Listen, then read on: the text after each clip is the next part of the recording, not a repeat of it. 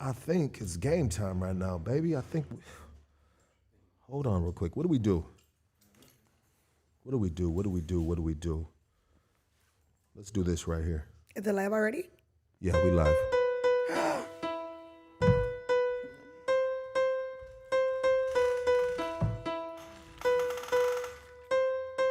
Can I get a moment of your time? Smoke a little, life's a game of chess. Drugs, guns, hooters got me on the run. Let me shine a little light. Can I get a moment of your time? Smoke a little, life's a game of chess. Drugs, guns, hooters got me on the run. Let me shine a little light. I grew up on the 50s, love my whole city. Got the little ones with me, I ain't going back to prison. House with a yard, I get my own unlocks, I walk my own yard. I'm Figueroa filthy, where I come from, dog, everybody's filthy. Get your hands dirty with them concrete burpees. Beer runs and licks, my heart was made, dog, with every single brick. Legend in my own, I get my little shine on. Got a house loan, I see a hater smiling, broke with a mouth full. Run with my ninjas, used to gun with my ninjas. Used to split top ramens on the hood with my ninjas. Can I get a moment of your time? Smoke a little, life's a game of chess. Drugs, guns, hooters got me on the run.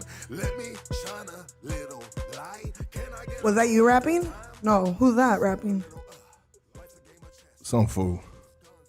Because he was talking about walking through the avenues, right? Am I wrong? He was talking about something? He was talking about walking through the 50s, Highland Park. Exactly. Yeah. That's not you. Who is that? I don't even know. We're going to figure this shit Liar, out. though. that's you. That sounds good, dude. That's good. Hey, welcome to Hoodstocks, motherfuckers.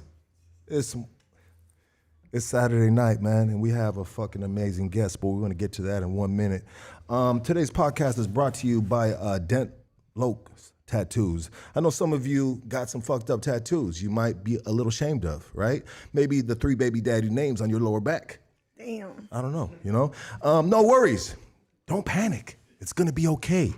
Whatever you do, don't cover it up with a big old black chile across the bottom of your motherfucking shit. That's not gonna look nice. No. Or skulls or flowers. 3 or 4 flowers? A bouquet of roses to cover a bouquet of names. There you go right there. Hey, I want you guys to, no worries. Don't panic. Check out my boy Dentlok Tattoo Arts. He's out of San Diego, California. This guy specializes in cover-ups, fix-up work. He can fix up a lot of things, maybe not your face. I don't know. He says there's nothing he can't get rid of. Check him out on Instagram or Facebook, Dentlok Tattoo Arts. And you know what? I'm going to tell like this. This dude right here, he's a sponsor of this show. He's done a lot of. He's got a lot of spots on sponsors right here. Shout out to the homie, but he's legit. This dude really shoots the shit, and I want you guys to give him a follow on Facebook and on Instagram, Dentlok's Tattoo. Okay, there it is, there right there. I also want to give a big shout out to my boy Mike from OG Family. You know what I mean? Check out OG Family on Instagram. Dope gear you might like. You know what I mean? Now today's guest, I feel like I've known for years because if you are from LA, her artwork is everywhere. Jesus. There's more artwork of her work than there is of Jesus. In LA, right? I mean, hey. Especially in the hood. This woman is a prime, inspiring example, not only for the ladies, but the fellas too. Follow your dreams. Never give up. Shoot for the motherfucking moon, baby boy. The queen, the big homie, LA legend, graffiti artist, designer, go-getter, trendsetter, entrepreneur, bosses of motherfucking bosses. Let's go. Everybody, give it up for the beautiful San ONER.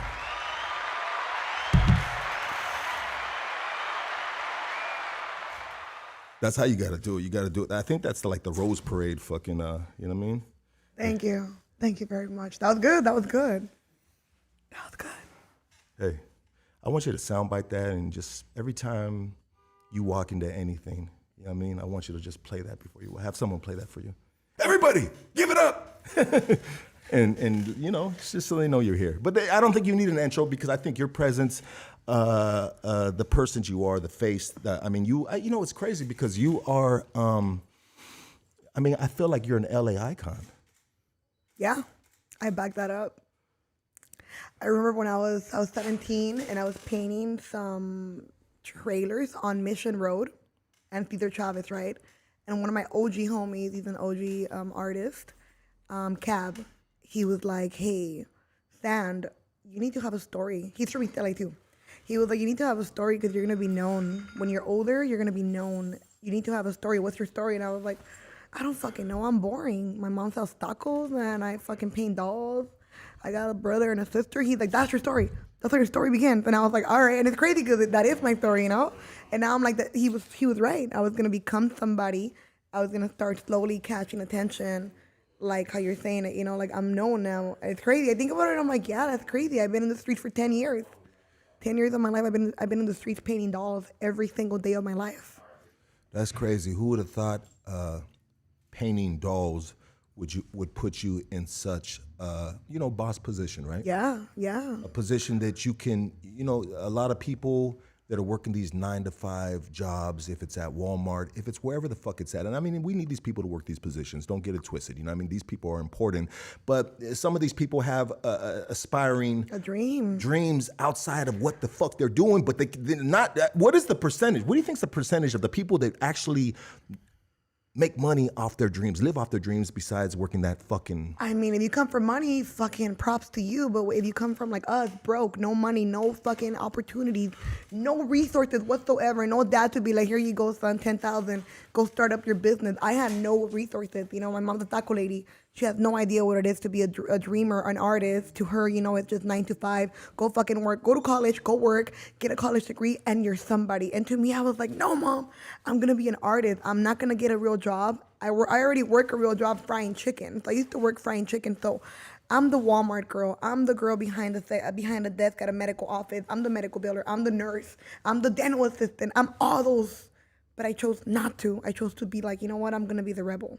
While all my homegirls. Preach! Talk your shit. Talk your shit, Sandwana. Yeah, while all my homegirls are in medical school, I'll be like, damn, should I go to medical school? You know what? No, I really, really, really, really want to paint. Fuck, but I'm a loser though. I'm in my fucking garage with no money, broke as fuck, riding around LA painting dolls on a bicycle, and I'm 17. I graduated 1 year before everybody, right? So all my homegirls are already in medical school, being medical builders, being dental assistants, and I don't know, whatever else you do whenever you go to those medical schools, you know? When you wear the blue scrubs. And I was like, damn, I feel stupid. I'm being a loser, but I refuse to go to school. I really, really believe that these dolls are going to take me somewhere. And they'll come. It's crazy because I'll be knocked out from painting all night, and they'll come. When I used to live off of, like, Montebello and Whittier. Montebello and East LA on Garfield. I used to live on Garfield for a little bit. And they'll go to a school that was down the street off of Garfield and Telegraph, and it was a medical school. And it'll be 3 of them. And they'll pull up to my pad, and they'll knock on my window, and I'll wake up, and I'll be like, damn, I'm so embarrassed. They already came out of school. They're gonna be medical assistants, and I'm over here being a fucking starving artist, sleeping my ass off, waking up at 1 p.m. Fuck, I feel like a loser, but I'm not. I have an idea. It's gonna work out. I am gonna make money off these dolls. I know it sounds fucking stupid, but these dolls are gonna feed me. Just give me some time. So my mom will be like, son, you know, maybe art is a hobby. Maybe you should go get a job, you know, or go to school. And then my stepdad, oh my God. In Spanish, she'll be like, agarra un trabajo que te beneficie, be somebody in life, go work at fucking Chase Bank. Homie, I don't want to be counting somebody's rags. I want somebody counting my rags. He'll be like, just go get a job already. And I'll be like, look, right now I'm being a sign painter. So Wabash, Cesar Chavez, Highland Park, East LA, South Central, Uptown Whittier, Downtown LA, Pico Union. I'll go through all those streets in my bicycle with my little paint cart. I'll park the bike, tie it up, take off the wheels so nobody will fucking steal it. And I'll go walk around all the boulevards, door to door. Hola, señora, pinto ventanas. ¿Quiere que le pinte su ventana? Le puedo pintar. I can paint a sign that says 50% off. Well, I don't got nothing 50% off. So fucking make something up. Give me the job. Let's do something. What do you have a hard time selling? Let's say. Even if you don't have something for 50% off. Make it. If someone sees on the wall that shit is 50% off. They're going to come in. It's going to generate traffic, baby. So let's say I'm in a furniture store and I'm like, señora, please, look, I could tell you're struggling. You have all this furniture. What is your overstock? So it's crazy. I'm 17 already asking, like, what's your overstock? Perfect. Let's do 50%. I know it's a low margin, but it's going to be high. It's going to be high sales. And they'll be like, está bien. And then I'll be like, how much? Well, look, I'll charge you 100. I'll give you 60. Fuck it, I'll take it. I'll take any money over no money, you know? And there will be days that I'll walk every single day. Maybe I'll make 20 one day, 40 one day. Maybe I'll make $100 a week, but I still kept going. I look at my bank account from when I used to be 17 and I'll be like, damn, I survived with fucking $50 a month, $80 a month, you know, because I knew how to budget. But that's where my idea came from, painting, to paint restaurants. I've always painted restaurants. So like that, I'll wiggle my way in like, señora, le voy a pintar tu restaurante, but you're going to give me free food whenever I come through. And I'll never abuse. So you're just a natural, savvy, business mind woman. I mean, even when you were young, when you were a young girl, you just had it in you. Like you can shoot the breeze with the best of them. Yeah, I knew I was broke as fuck, but I had fucking hustle, and I had. In Spanish, it's called labia. I could speak. I know that I could talk my way into things honorably, respectfully, where it would benefit somebody in front of me and me as well. So I would always be like, okay, you're broke, but you're not gonna admit to that, and you're not gonna use those words. So instead of saying I'm broke, I would always be like, well, I'm kind of struggling and going through some shit, and my money's not all there yet, but it's gonna be. But while I'm struggling, let's make a deal. Cause I can't pay for it yet, but we can do a trade-off. Yeah. I have this skill. I make these dolls, and you have this, so let's trade. And it would always work out like that. That's the first form of business, trading. Barter. Yeah, bartering, trading. Baby. Yeah. That's all I've done all my life, you know? And look at you now. Yes, dude. So check it out. We had a conversation before we went live on the mic, and ONER said, do you have questions for me? You know, and I said, well, you know, I might, you know, and she was like, well, usually when you interview someone, you should study them. And I said, well, I'm from LA, and I study the walls, you know. So for years and years, I have seen your work everywhere. My girl is a big fan of your work. Shout out to my girl. I brought her something. I don't know. Either she's a small, medium, or a large, extra large. What is she? Well, this past week she ate a lot. She might be an extra large. Oh, you know damn. I brought 2 choices of leggings. No, I'm just playing. No, she likes your leggings too. She said she got some bomb ass leggings, but that motherfucker's like $120, you know what I mean, or something like that. But anyways. Yeah. But I popped my trunk open. Ooh, baby. Hey, you gonna put me in good graces. Yes, when I get and home. I was like, it's either small, medium, or large, extra large. It's got to be one of these two. So I was like, she got a big old booty. She got ass for days. My girl has got, man, sometimes I'll be just posted up. He's a booty man. And I'm watching TV and I don't even look, but I'll have like a drink and I'll just put it like right there. And I'm putting it on the fucking, you know what I mean, the table or something. And I'm like, oh shit, I got it on your ass. You know what I mean? You know, my girl got ass for days. So I'm going to ask her. Hey, that's real shit. I mean, shout out to my girl. You know what I mean? She banging. You know what I mean? That's cute.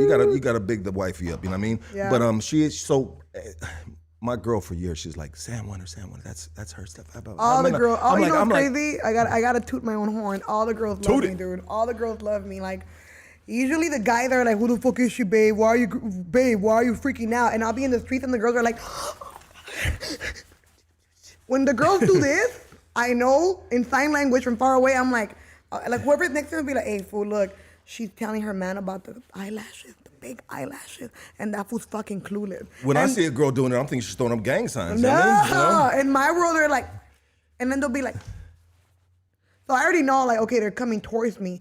It's crazy because I had to change my whole fucking program into, okay, we're from the streets, right? So I grew up in LA too, just like you. I grew up in East LA, and I'm used to when somebody's looking at me, what the fuck are you looking at? We looking at your eyelashes, girl. Like, wow, now shit's different, you know? Now it's not really like that anymore, not so intense like it used to be. Yeah, like exactly. It used to be. So now it's like, okay, this bitch is looking at me. What is she looking at? But I learned, Stan, wake the fuck up. The girl probably follows you on Instagram, and she likes your doll. So smile and wave.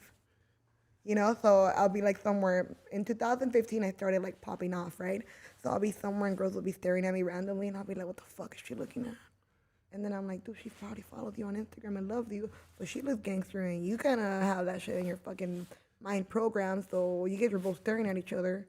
Just smile. So now, but now I'm like this, like, and they'll be like, I fucking love you, girl. I follow you on Instagram.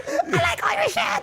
I watch all your stories. Yeah. And I'm like, would you like a photo? You know, so now I have like a speech, you know, like, would you like a photo? Thank you for following me. So it's crazy. I've learned Instagram has opened a lot of doors.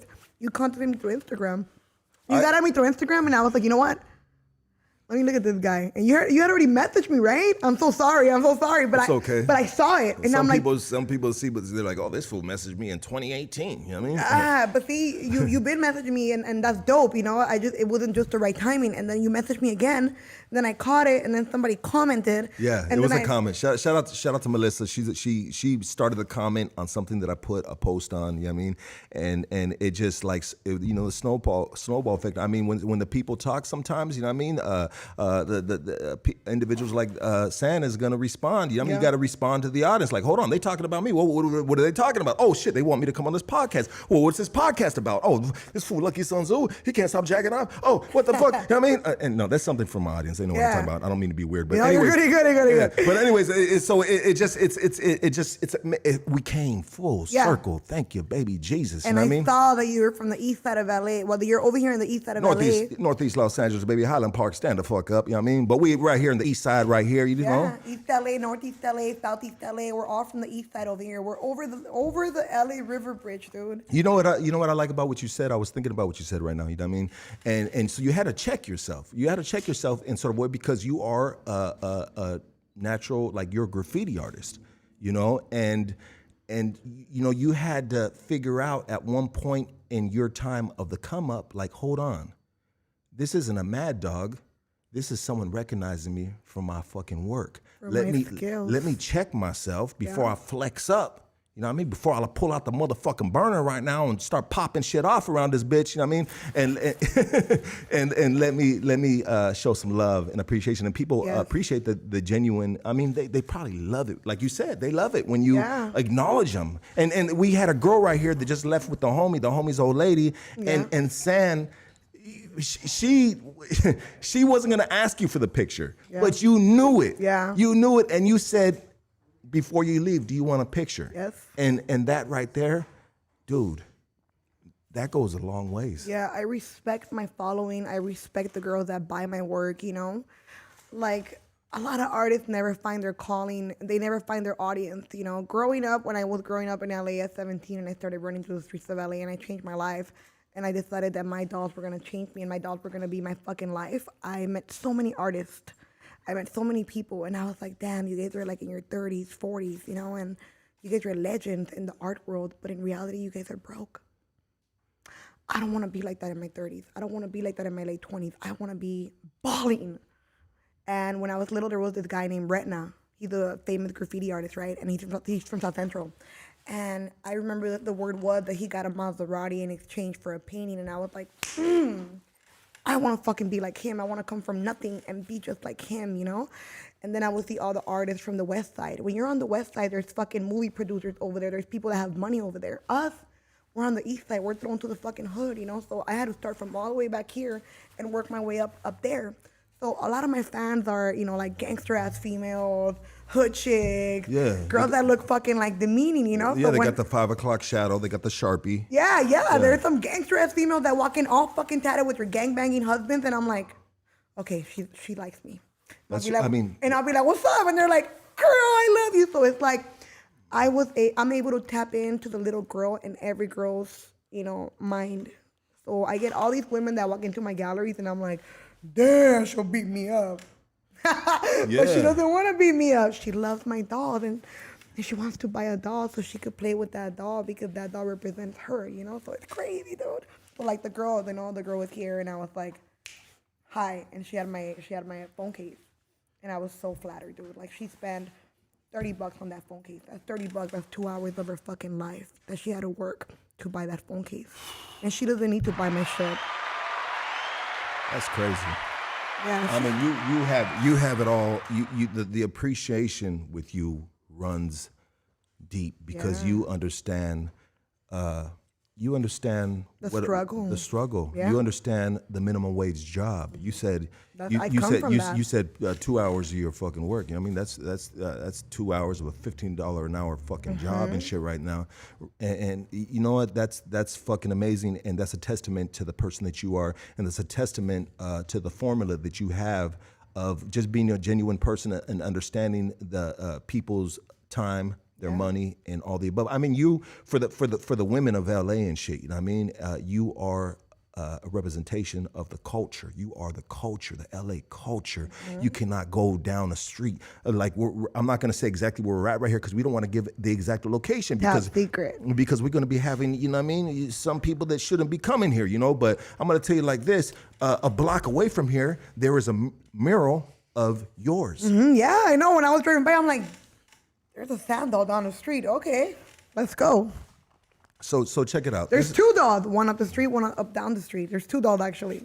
As they should, right? You know what I mean? You know, and that's why. And so that's how I know you. I know you from my girl. I know you from LA, the culture. You know what I mean?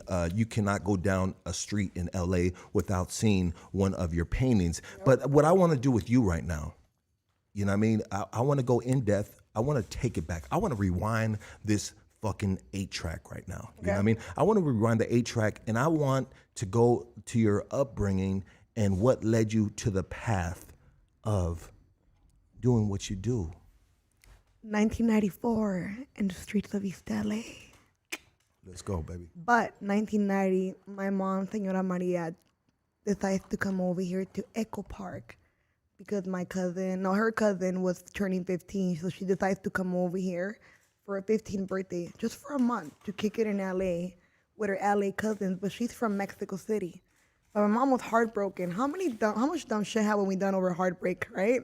Me, I leveled up on a heartbreak. Woo, best shit ever.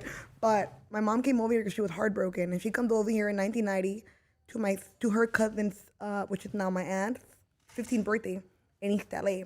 And her dad, which is my mom's uncle, he had a lunch truck in East LA, in a lunch truck headquarters where all the lunch trucks park. Because lunch trucks have to park in a headquarters because they have oil and food to dump. So you have to park in an actual section for only lunch trucks, right? So she comes to Echo Park for the 15th birthday. She stays here, dude, for 4 years and starts working in the lunch truck world. And then 4 years later, she meets this trucker, which is my father that I've never met, right? They have unprotected sex. They raw dog it. And she gets pregnant. And now she's a single mom in East LA on Whittier Boulevard in Atlantic. Not the exact address, but right there in that area. She becomes a single mom, and this is a time where there's a lot of gangbanging in LA, right? It's fucking crazy. So my mom comes into gangland without even knowing. So she leaves my uncle's house in Echo Park, and she decides she's gonna get her own apartment in East LA off of Whittier and Saybrook. That's kind of like the area, right? And then next thing you know, she gets pregnant. She has her own house now, her own apartment, so now she can freaking bring guys over. She meets this trucker guy, my dad, and she fucking falls in love, gives him her virginity. Oh my God, she didn't know about player life. I wish she would have bumped Lil' Kim in the 90s, you know? She would have probably learned something. So she gets pregnant by me, and now it's crazy because I think about it, you know? She had to be a single mom in the 90s when it was wrong to be a single mom. And when she comes from Mexico, from a very conservative family, and she becomes the black sheep, you know, of the family, the rebel, the one that decides to stay in America, and the one that gets pregnant without fucking being married, you know, which was like the worst thing ever back in the 90s. I'm not gonna correct you, but I wanna add this. Mm-hmm. I'm not gonna say that it was wrong to be a single mom because stepdads rule the world, you know what I mean, so to speak, you know, and there has been a lot of women that have had to be a single mom, and it wasn't their fault. It was just they fucked with a no good motherfucker. And once upon a time ago, I was a no good motherfucker. You know what I mean? I was raw dogging the shit out of some shit, you know? Okay. I was the donor, you know what I mean? There was a couple times that I let off on the sofa and I actually seen the sperm grow legs, run, and jump into the canal of the Anyways, I'm just saying though, but it happened. It's not wrong, but to her it was wrong. No, I get it. In my mom's world, she was like, is she Mexicana? Yeah, she's Mexican traditional. So like, it's not wrong. It happens. You know, you gave your body to the wrong person, and now you have to carry a child. She was a virgin too? Yeah, she was a virgin, dude. Damn. My mom hadn't fucked around and partied yet. I tell her, I'm like, damn, mom, you're fucking, I don't know what the fuck you were doing. But she's like, look, Stan, in Mexico, it wasn't like that. You couldn't go out. You couldn't go anywhere. I would always be home. And when I came to America, I finally had freedom, and I wanted that freedom. And then I fell in love, and I fucked up. She's like, I don't know, you're wild, Stan. You're nothing like me, but, you know, I didn't get to enjoy life. And then when it happened, it was wrong. because I come from a very conservative family and all my brothers are married and I was the only one that fucked up. So in my mom's head, she was a fuck up and she was a black sheep, you know? But to me, it's like, Mom, you fucked up. You gave your body to the wrong man. You loved them, and it was the wrong move. But you didn't know that, and now you're a single mom. But it wasn't your fault, you know. It wasn't her fault. So she owned that shit, and she raised me by herself. I remember when I was 4 years old, because I remember from when I was 4 to 5 and on, right? We're walking down Whittier Boulevard, and there's a fucking drive-by going on. She fucking drops me, boom, and she's like, "No te muevas." And I was like, oh my God, this is wild. And then I think about it, I'm like, damn. Yeah, my mom was like she already knew what was going on. She was already up on game. She understood her fucking surroundings. You know what I Yeah. mean? And sometimes this shit is going to happen and we got to put our body over our baby. She put her body over you and she said, don't motherfucking move. Yeah, it's crazy, dude. And it was my neighbor from behind my apartments. And I could see him every day in his backyard working out. His name was Jason. Working out for the next drive-by. Exactly. So Jason was walking What are you next doing to them us. curls for? To pull the trigger? Motherfucker? Jason was walking next to us, and then an Astrovan opens up, and then boom, they start shooting, and it was towards Jason. And we just happened to be at the wrong time walking by Jason. So the next morning, I looked at Jason. I was so mad. I was dogging him. I was 4 years old dogging Jason, like, Punk ass fool. yeah. I almost died because of you, fool. Yeah, lifting all them weights didn't stop them bullets, motherfucker. Yeah, he was right there. Like, Yeah, he was like, shit, they ain't gonna shoot me. The bigger the muscles. yeah, like it was the usual, you know. And I was like, damn, I hate Jason. So from then on, I didn't say hi to him anymore. I was like, fuck Jason. Fuck Jason. I didn't know what fuck meant, you know, but I just knew like, Yeah, Yeah. you ain't fucking with them. And then I would always love the drawing part of me and my mom. So like every night we'll draw together, and that was my favorite thing to do. Not go to McDonald's, not go to a theme park. Well, actually, I never went to a theme park. We were too broke for that. But I love hanging out with her drawing. So I always knew like shit, I like drawing. And whenever we draw together and we hang out, whenever she comes home from work at night and we draw together, it was the best thing.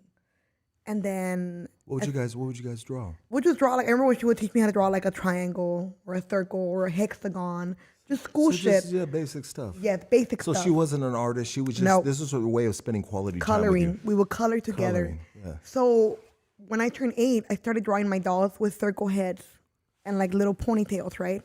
And then I had this teacher named Miss Stefanovich. Miss Stefanovich, that was her name. Probably is different, but I really... Jack Steffen. Yeah, No. she was like, I don't know what she was, Middle Eastern, just Stefanovich, Miss Stefanovich.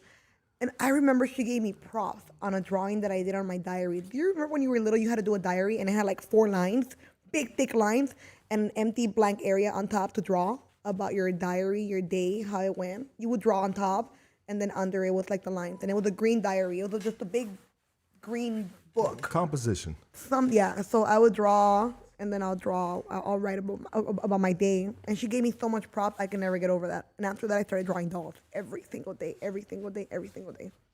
From 8 years old and on. And that planted the seed. Yes. From the triangles, from that quality time with moms to Miss Mikstanovich. I don't know if Yeah. I said her name right. Yeah, you did. It's Stefanovich. I don't know. It's probably different, That's a but fucked up name. that's what I would say, Miss Stefanovich. Miss Stefanovich, stop Yeah. acting like a... Anyways. Yeah, she was nice, though. She was nice.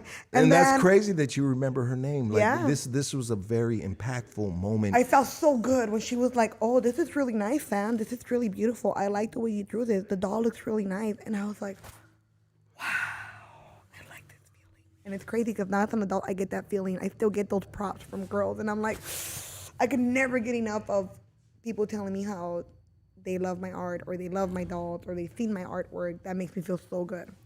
It's like a reward. You don't have to buy shit. Just tell me I'm dope and I feel so good. Like, oh my God.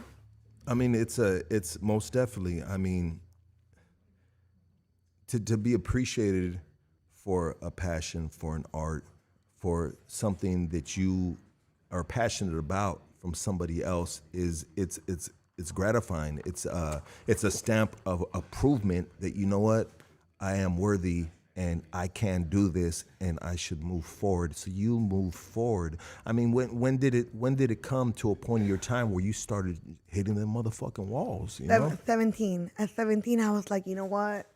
There's so much art in the east side of LA where I'm from, on Cesar Chavez, on Soto, on Whittier, on everywhere. There's so much fucking art. I want to be a part of the walls, but in my style. I want to paint a big doll holding a teddy bear. And that's the way I want to be seen throughout the streets of LA. I want the streets to be my canvas. I don't want to be a kitchen artist. I don't want to be a bedroom artist. I want to be balls out and just fucking show myself and present myself. I know I'm going to get backlash. I know I'm going to get talk shit too. I'm probably going to get run up on. Fuck it, I'll take it. But I'm going to go into the streets of LA and I'm going to paint dolls. So the first dolls were fucking ugly. Ugly. But I bettered myself throughout the years. So at 16, 17, that's when I started going to the streets of LA. And I was like, I'm going to paint dolls. That's exactly what I'm going to do. I'm going to paint dolls. At 16, I cleared up my mom's garage. She was so fucking mad because she's a hoarder. I'm like, no, I'm going to use that microwave one day. I'm going to fix it. Yeah, fucking right. We don't know how to do construction, Put that shit on OfferUp. We don't know how to do wiring. That shit doesn't even turn on. That was probably before OfferUp. Huh? Yeah, way before OfferUp. It was probably Facebook. There wasn't even Facebook shop there. What about Moco Space? Did you ever profile Moco Space? No, I went on. Do you remember Moco Space? Yes, but I never went on it. I had MySpace, and then I had Facebook, and then from there we migrated to Twitter. But I was like, I don't understand Twitter. I got a homie from my neighborhood named Chucky. He caught about fucking 5 STDs from Moco Space. Anyways, Shut up! Shout out to Moco Space, baby. Hey, shout out to everybody that made it out of the hood with no STDs. Woo! We were at the kickbacks fucking around. No, I'm kidding. Hey, but it's safer on the party line. I didn't make it to the party line. I remember my stepdad used to have a beeper. A pager. A beeper. pager, Same yeah. thing. You know what I mean? I didn't get to those years, but I got to like MySpace. Because I had a friend that had a MySpace. And whenever I walked to her house to pick her up to go walk to school, to high school, she'll be right there on MySpace. And I was like, what the fuck is that? You're talking to guys? And she was like, girl, look at my page. It's all customized. I'm popping. Yeah, her name was... Look at her page, nothing but titties and ass. Her name was Grecia. Grecia had a MySpace, and I was like, how do I make one? And boom, I made one, and it was all about my drawings. It wasn't popping. It was whatever. But it was crazy, so... But the part of success, the first step to success is defeat. I agree. I've been defeated so many times. But the first step to me, okay, so I was already drawing. But the day that I fucking decided to go against my mom and clear out that garage, woo, that was the beginning. I was like, okay, I need an art studio. And this is it. Yeah, like, woo. This is it. One car garage is the art studio. So I'm fucking throwing everything out. So I didn't tell her. Because I knew if I told her, she was going to be like, no. So what I did is I started clearing everything out. Before, the market cars wouldn't lock. So you could roll them all the way to your fucking shack. How the fuck were they? Who the fuck invented the motherfucking shopping cart? You know what I mean? For the senoras and everybody else that needed to take that bitch all the way to the motherfucking apartment. Yeah. You know what I mean? You motherfuckers were on some hateful shit. You know what I mean? The corn people need it. Yeah, you motherfuckers on some hateful shit. You know what I mean? You mean I gotta carry these 20 bags, bitch?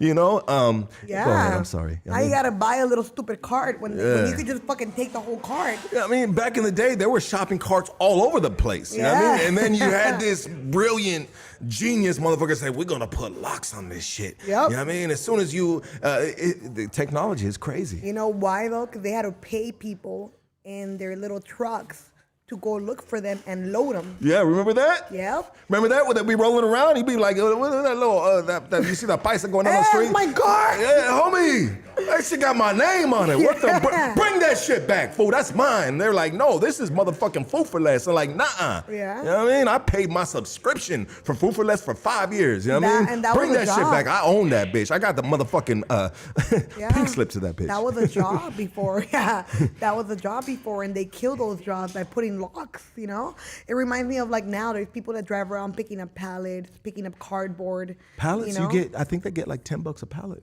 Well, no, the pallets sell for $5, so you $5, probably okay. get a little bit less than that because I buy new pallets. I just bought a bunch of new pallets to make seating areas and spray them pink and sand them and spray them pink and cut them up and build them up custom to have seating area in my warehouse. So $5 for a new one, so maybe you get like $2-3. But if you stack those shit all the way up, you get so much money, So they kill that business, dude. That business of picking up fucking market carts is gone. But when it was still popping, I had 3 market carts parked in my fucking apartment complex. I filled all those things up with all the shit my mom had. microwaves, fucking air conditioners, old clothes. You know what's fucked up? Vacuum cleaners that don't suck no more. Yeah. You know, that dirt devil is done. Aspiradoras que ya no sirven. I remember putting, you know what? I fucked up though. Now that I think about it, I threw all my baby clothes away too. She had like little zapatitos, and I threw those shit away too. I was like, trash. But I'm like, damn, that was her memory, you know, when I was a kid. I did save the albums though, but I threw everything out, dude. Even my aunts, they left to Vegas, and when they moved to Vegas, my family, my other side of my family, they left Boyle Heights, moved to Vegas, and they threw all their junk in our garage. But I did keep their fucking spotlight. Because that was my electricity for my garage. So I put all their spotlights up, and I threw everything out, their clothes, everything. I kept their manguera, though. They had a water hose in one of those bags. And I was like, all this fucking clothing, trash. I'm sorry. I'm just going to break the chain of hoarding and throw everything out. That was crazy. That was ballsy of me. I'm 16 throwing everything out. I mean, everything has an expiration date on it. And I tell my girl this shit all the time. Shout out to my girl because she's got a little bit of hoarding in her. That's old school shit, yeah. But she's old school because she was raised by her grandparents, you know what I mean? They hold everything. But everything has an expiration date. I mean, we have an expiration date. Yeah. If you like it or not, that is life. We are going to die one day, you know? Unfortunately, but our legacy will live on. San Warner's legacy will live on. Yes. And while you're right here, right now, girl, I want to give you your roses. I want to give you your flowers. I want to thank you so much. This isn't the end of the interview. This is the beginning of the interview. But right now, girl, I want to tell you thank you so much for coming and blessing us with your fucking high energy. You're the beautiful light that you are in this world. You know what I mean? Thank you so much for being you who you are. You know what I mean? You know, thank you, girl. You know, real shit. You know what I mean? I'm just sitting with you. No, I like that. I like that. You're gangster as fuck, but you're logical and you're very genuine. I like that. You're giving props. That's good. You know, it takes somebody it takes you to put it takes ego and all that shit to just be like put on the side and just be like, you know what, props to you. You know what? For a lot of years, and props to you though. For a lot of years, I lived with a false ego. A lot of us live with false egos, you know what I mean, of who we are, how people should look at us, dissecting who's looking at us, like you said, for example. But this is the LA culture, and you gotta keep your head on a motherfucking swivel because you don't know what this look is really about. And sometimes we dissect it. We can be at King Taco and shit along the 710 freeway, you know what I mean, and be like, hold up, you know what I mean, I'm just getting these tacos right here, but I got this motherfucker right here, you know what I mean, like, you know, the environment makes us react the way we react. But what I try to do with this podcast is to be transparent and say, you know what? We need to love. We need to respect each other. We need to uplift each other. Hood stocks. You know what I mean? We have individuals like yourself from the hood, and we need to, you know, we need to support each other before we hate each other. You know what I mean? You know, we need to show love, you know what I mean? Because love goes a long way.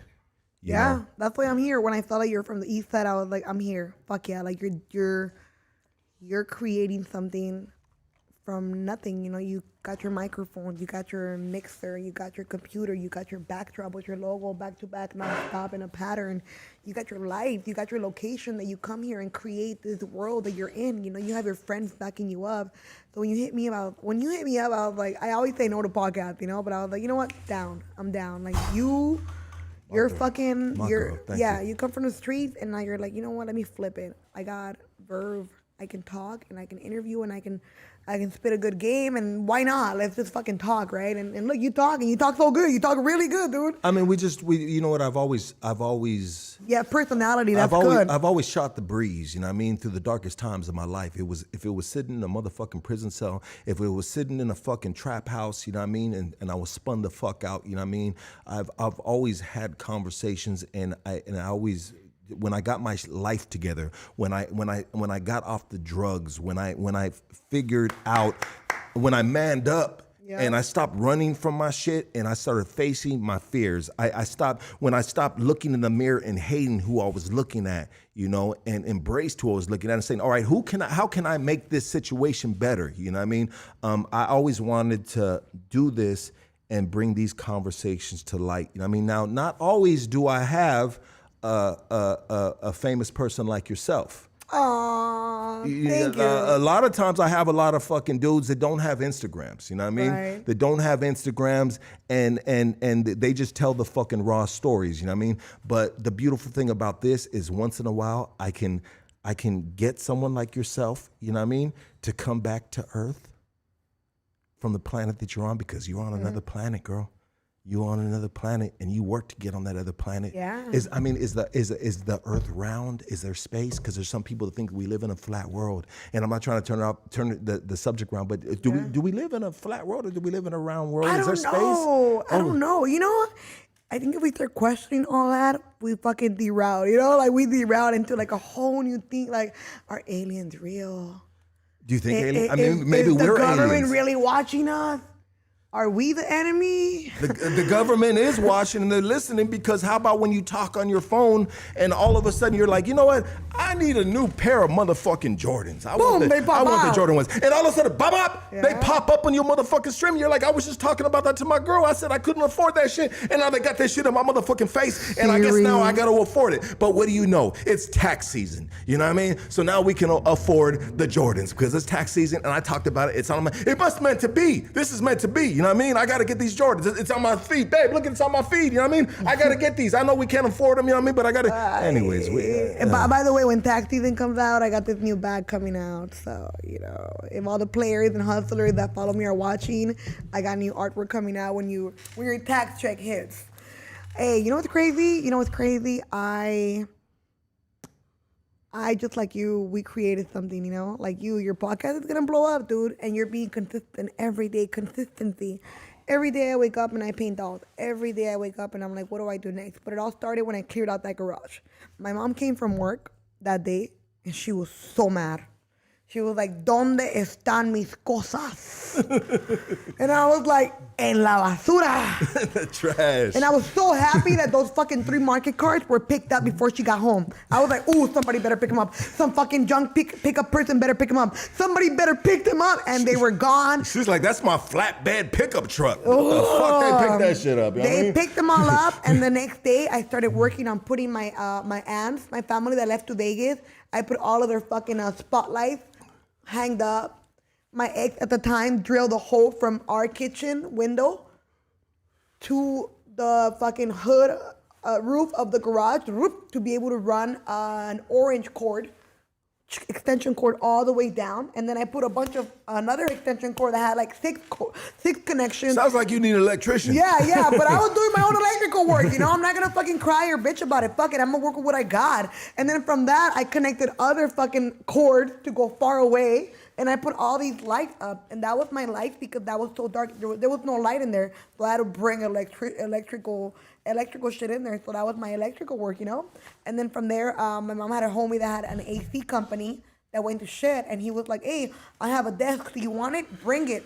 So he came in one day and hauled in a big ass desk. Boom, that was my painting desk. That was my office. Then I got a little laptop at Walmart, a small little bullshit laptop for like $100. That was my work office, but I didn't have internet, so I'll go to fucking McDonald's to get internet for free. I'll sit in McDonald's for like 3 hours on MySpace and Facebook just getting internet, posting up my drawings that I would do, you know? And it was crazy because those were my lost days. That's when I was lost. I was like, damn, like nobody gives a fuck. Nobody's listening, nobody's watching, nobody's buying my art, nobody comments. I'm literally in the fucking ocean by myself swimming. I don't even know where the fuck land is. I don't even know where fucking I touched down. Like where the fuck is the promised land where I'm gonna see people or where it's life at. And then finally, that was 2007, no, 2009, 9, 10, 11, lost, 12, lost, 13, no audience, nothing. And every year I'll be like, fuck, dude, should I just get a job? Should I just fucking go to college and be a nurse? I really, really want to be an artist. I feel like I can be like Hello Kitty, but nobody's watching. And then in 2014, boom, my life starts flipping.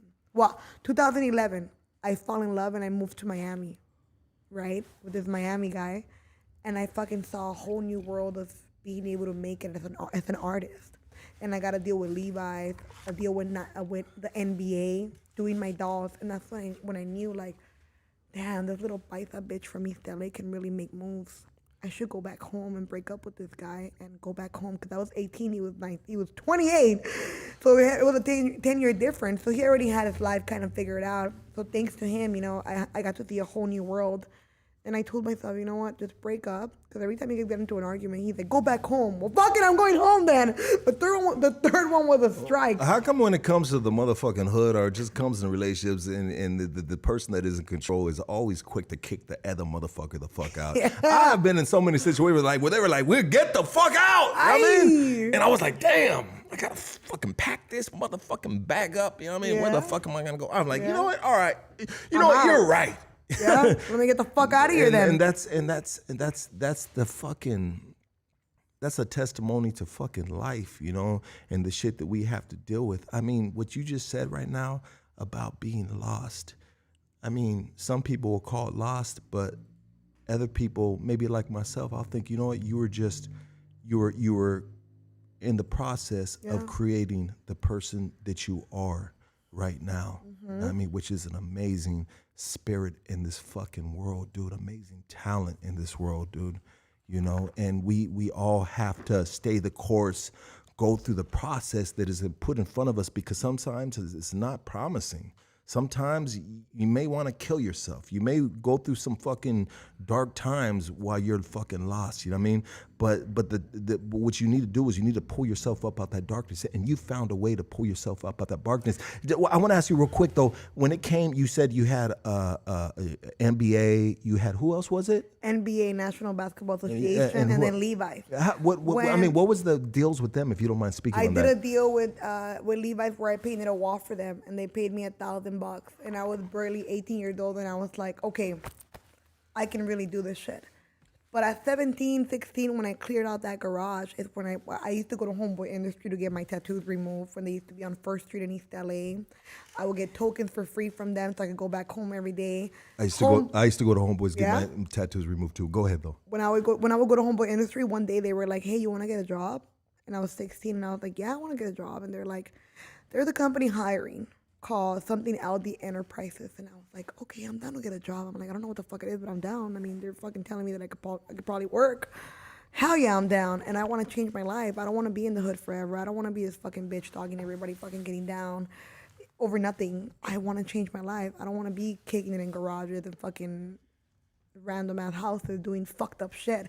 I want to be somebody different. I feel that I can change my life. My mom works every fucking day. I have no right to be a fucking addict, a broke ass bitch, a low life, or a hood rat, or some fucking bum ass bitch. When my mom works so hard every single day, I need to change my life right now. So one day I just woke up and I was like, fuck all my friends, I'm out. Don't call me, no more kickbacks, no more partying, I'm done. So at 17, I'm at Homeboy Industry every single day. 16, 17, yeah, that was my turning point, 16, 17. I moved myself from the high school that I used to go to, and I decided, like, that's it, I'm cutting everybody off. And then my friends followed me. They were driving around my high school that I used to go to, and they were like, what's up? Get in, let's go party, it's 420. But on 420, we would not party with weed, you know? It was some way other shit. And I was like, nah, I don't want to kick it. No, I don't want to kick it. And I got in the car, and I want to go kick it, and I was like, this is the last time I ever come to the hood and kick it. I am going to be a fucking famous artist, and I never want to come back to these houses again to chill out.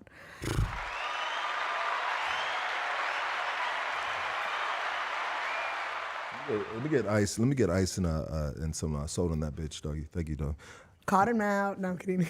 No cottonmouth. Yeah, I mean, and it's funny you say that too about 420. And I mean, we when it came to 420, I mean, that was a big day for you in the hood. It might have started with 420, but it ended up with fucking an all motherfucking nighter type of shit. You know what I mean? Yeah. I mean, did you ever suffer from substance abuse? Yes. Yeah. From 12, 13 all the way to 16, 17, I was just partying nonstop, and it wasn't weed, you know. And I was like, you know what? What was it? If you don't mind me asking. I don't know. You don't want to say That's it? a whole other world. But I was just up every fucking day, you know. And I was like, yeah. Well, if you're up every day, then I think we know what it is. Shut the fuck up. We know what the fuck it is. If you up every motherfucking day, you know what I mean? That's a part of my life. It ain't weed, because weed, you eat and you sleep. Yeah. Eat, sleep, eat, sleep. And you know what's crazy? I'll be drawing. So like that crazy stage of my life when I'll go back home, because I would always respect my mother. I knew that she wanted me home by 7:30 to 8 o'clock. Your mom is the fucking queen of I this love right my here. mother. Yeah. Can we talk about mama? Yeah, so out of respect to her, I'll be like, okay, I'm out here in the streets fucking doing wild shit, but you know what? I have to go home by 8 o'clock. So I'll tell all my homies, like, hey, take me home right now. It's 7:30, I gotta be home by 8 o'clock. Take me home right now. So they'll be like, fuck, we gotta take her home right now. So I'll get dropped off and I'll be like, Mom, I'm home. And I'll go straight to my room and I will just draw all night. Like, I never did no dumb shit where like I would run away. Fuck no, like I'm not gonna put my mom through anything. Whatever my problems are, my vices and my issues are mine. My mom will never go through this shit. Pour a little out, dog. Yeah, my mom will never have to go through anything because of me. You know, like I will fucking keep myself 100. She doesn't have to deal with it. I'll deal with this shit myself. It's my fucking choices, you know? So I would always come home 7:30. I was already on my way home from fucking Whittier Boulevard, East LA, Boyle Heights. And like, I'll always get home on time. Like I never wanted to break her heart. And then by the time I was 18, but yeah, by 17, I was like, it's time. And then, yeah, 16 and a half, 17, that's when I was like, you know what, it's time to clear this garage out and just drown myself into my drawings. And that's what I did. The minute I cleared my garage out, that was a manifesto of me saying, I'm just gonna be a loner and I'm just gonna deal with my own problems by myself. My mom's it's not gonna get dragged into this. Nobody has to know what my issues are. I will fucking personally and privately change my life and lock myself into this fucking mental jail. And I'm gonna be here every single fucking day. I will go to high school. I wasn't gonna graduate because I was fucking up, right? So I was like, okay, counselor, what do I do next? And she's like, well, you're gonna have to go to continuation. If you go to continuation, you can graduate. Okay, give me the paperwork. So I did all the paperwork and I called my mom. I was like, Mom, I need you to come sign some paperwork because I'm a fucking minor, but I need you to come over here because I'm transferring schools. I'm gonna go to a continuation school. So I went to Vail High School and I made sure to graduate just for her because, you know. Where's Vail High School? It's a continuation school in Montebello. Montebello. So she was like, I just wanted her to not be, you know, like let down because of my fucking actions, you know? And she tells me to this day, like, I hated, you know, everyone that you would chill with and kick it with when you were little. I'm like, Mom, they made me the way I am. Because of all the things that I did when I was 12 to 16, 17, I became the way I am. Like, that's where I got my hustle from, my fucking confidence from. The streets made me be San. And then San became San through her own merits, you know, through me wanting to be an artist, through me creating all of my dolls and giving them a name. Like, this one right here is little Stony. You know, she's a stoner doll. So, yeah, I would always honor my mother. I would always be like, you know what? I don't want to be like those other friends that I have that make their moms cry because they're fucking doing dumb shit because they're on the run going in and out of juvenile hall. I want to be a good person to her, you know? Real quick, I want to give you money for that, for my girl, okay? This purse right here. Thank you. You tell me what I owe you and shit. I want to give that to my girl. Thank you. I mean, but I love what you're saying right here because a lot of people can relate to what you're saying. A lot of people can relate to you because if they couldn't relate to you, then they wouldn't support you. Yeah. I mean, the streets support you. Yes, You know what I greatly, mean? dude. Like if the streets didn't support you, then you couldn't be on that corner painting them fucking walls. Mm-hmm. If you had to look over your back because of some type of fucking, I mean, you somehow, some way, you managed to keep a good name for yourself on the streets because the streets of LA are undefeated and shit. You know what I mean? And when you're painting on the streets of LA, you bump into a whole lot of elements. Oh, yeah. I deal with the crackheads, the addicts, the fucking tweakers. I deal with the gangsters. I deal with the moms. I deal with every single person in the streets. And I am very respectful of everyone. If I get a heroin addict and he's right there standing by me, I'm like, what's up? Hi. What's your name? Okay, cool. So we're going to kick it. You know, just don't shoot up in front of me, please. I'm going to do this wall right here. You're a security guard. I'll buy you some dinner, you know? Or if there's a fucking gangster-ass fool, all tatted, I'm like, fool, I'm used to you. Like, I grew up with fools like you, but I know you're here to scare me because this is your hood. So look, my name is San Juan. I'm here to paint a doll. I paint dolls. That's all I'm going to do here. Oh, can you hit up my hood? No problem. You know, so I'm very respectful.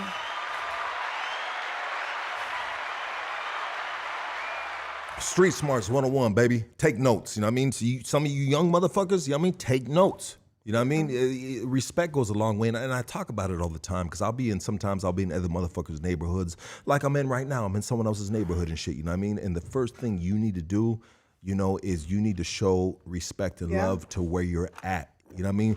Because I don't give a fuck if you think you are God. I don't give a fuck if you're wearing a bulletproof vest. I mean, everybody has got to answer to something. You know what I mean? It doesn't matter how high you are in your world or what the fuck. You know what I mean? You need to show that love. And I mean, sometimes I go into other neighborhoods and shit, and I'm pushing through a liquor store. I'm just gonna say some shit, right? You know what I mean? I'm pushing through a liquor store and shit, you know what I mean? And I run in the liquor store and I see some homies in there, you know what I mean? And they right away like, bam, who the fuck is this fool right here? You know what I mean? And they, they look at me and they I got the mad dog maybe, you know what I mean? And right away, what do? I don't shine away from it. Hi. I acknowledge it. Yeah. I said, what up, my G? What's cracking, dog? I said, hey, let me get that fucking Jack. Let me get the pop. Let me get some Black and Milds, you know what I mean? Woo, you know what I mean? I said, all right, my G, you know what I mean? Be easy, my boy, you know what I mean? And I keep it pushing. But the acknowledgement of where you're at, you know what I mean? You have to show respect on these streets right now, anywhere you go, because the streets are very touchy, man. The streets will take your fucking life. When I'm in the streets, I deal with the gangs, the taggers, the graph writers, the addicts, the moms, the fans. I never know who's coming my way. I'm getting fucking hit, boom, boom, boom, from all ways. So when I'm in the streets, I'm painting and I'm watching everything. Hey, what's up? What's your name? Oh, okay. You have a podcast. Good to meet you, bro. Oh, hey, what's up? Oh, okay. You're just shooting up. Okay, no problem. Cool. Bye. And I'm like, fuck. So I'm aware of my surroundings, like usually when I go paint, I never take my mom. She wants to always go. I'm like, Maria, no, you stay home. We're about to go into a whole other demon. I mean, at this point in your career, you know what I mean? So you've made it to a crazy level and you know what? I want to give a shout out to my boy OG Magoo. You know what I mean? He's from South Central, the Florence district. South Central. Yeah, and he made a craft out of his graffiti. He does airbrushing. I don't know if have you heard of OG Magoo? No, not yet. He's dope. I'm gonna look him up. I'm gonna tag you on one of his posts and shit. But this dude is amazing. Props to you, and dude. he found a way from that Florence district, those writings on the wall. He now makes a fucking beautiful living off of doing airbrush. That's beautiful. Because this dude is hard. Maybe one day you guys can collaborate together. Okay. I don't know. I like, you know what I like doing right here? You know what I mean? Obviously I like putting individuals on. You're already on. I didn't got to put you on. It's a blessing to have you here. But when I have cats that are on the come up, you know what I mean? I like connecting dots, you know what I mean? Like, hey, my boy, you should fuck. I do a lot of that in the background that people don't ever fucking see and shit, you know what I mean? And then I have people that show me love too, that are in the industry, and sometimes they're like, hey, look, I got this dude for you.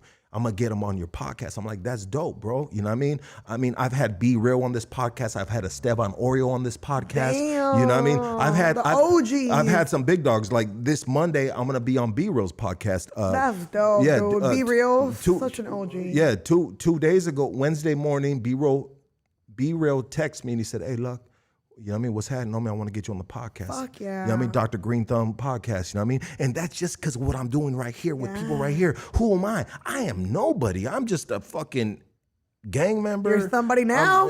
I don't know. You know what I mean? Damn, Lucky. Yeah.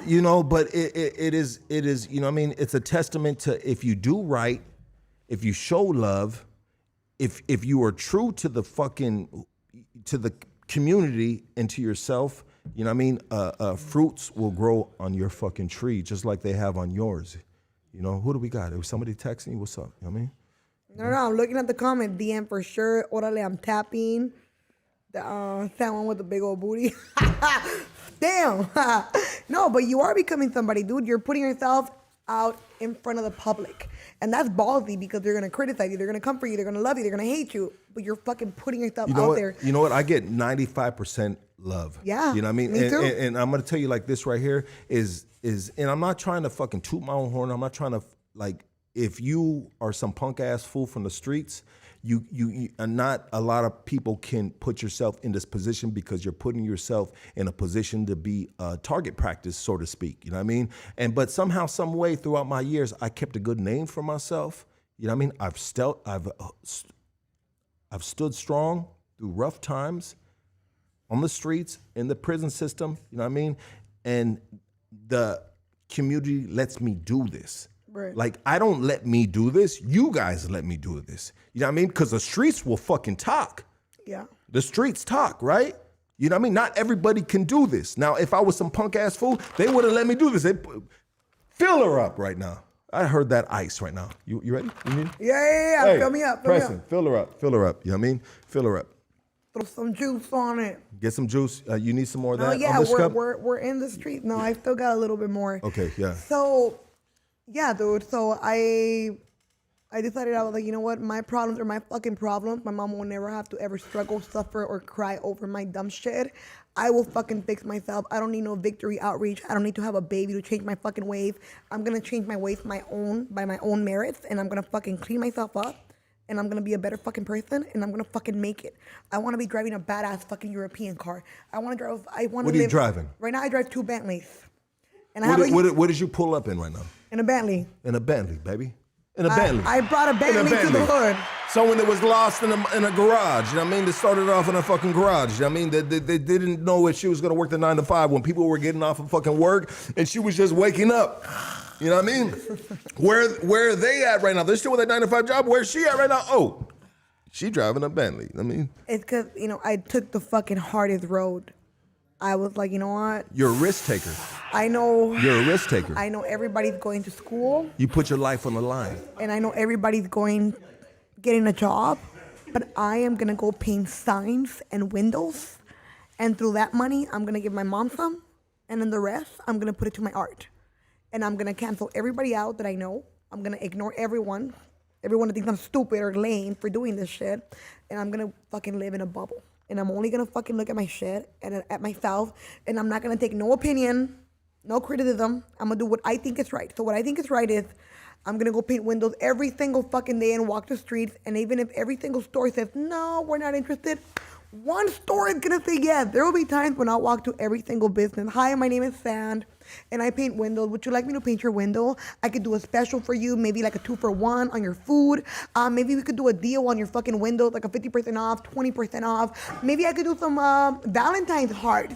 Maybe let's say it's Thanksgiving. I could do some Thanksgiving stuff, a cornucopia. No, okay, thank you, bye. Here's my card. And I just keep walking. So I learn how to talk and not be embarrassed by talking to business owners.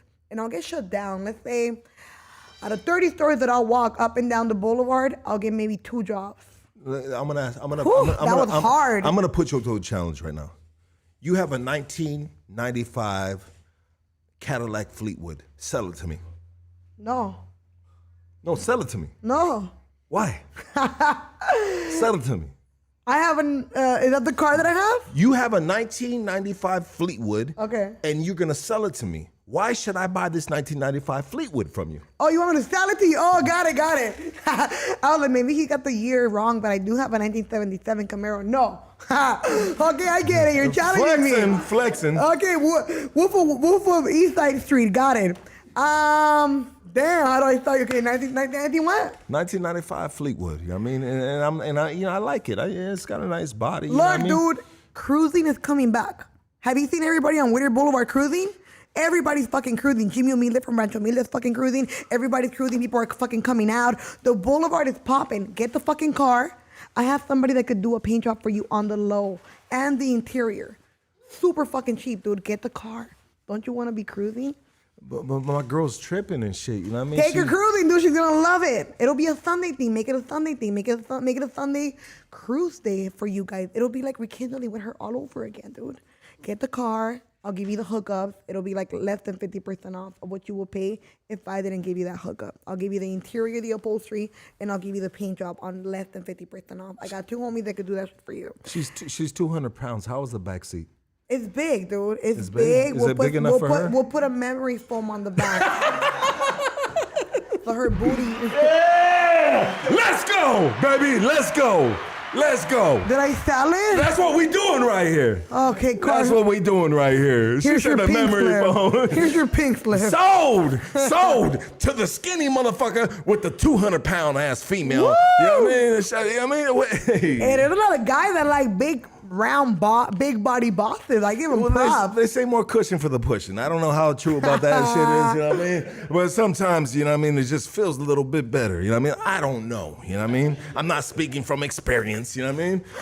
He did say his wife had a big booty. So She got a big booty, but she ain't no 200 pounds, you know what I mean? She is all ass, you know what I mean? You know? Anyways, San, I love you, girl, you know what I mean? And you are fucking dope as fuck. You are as dope as your motherfucking, your art. I mean... Yeah, I'm dope.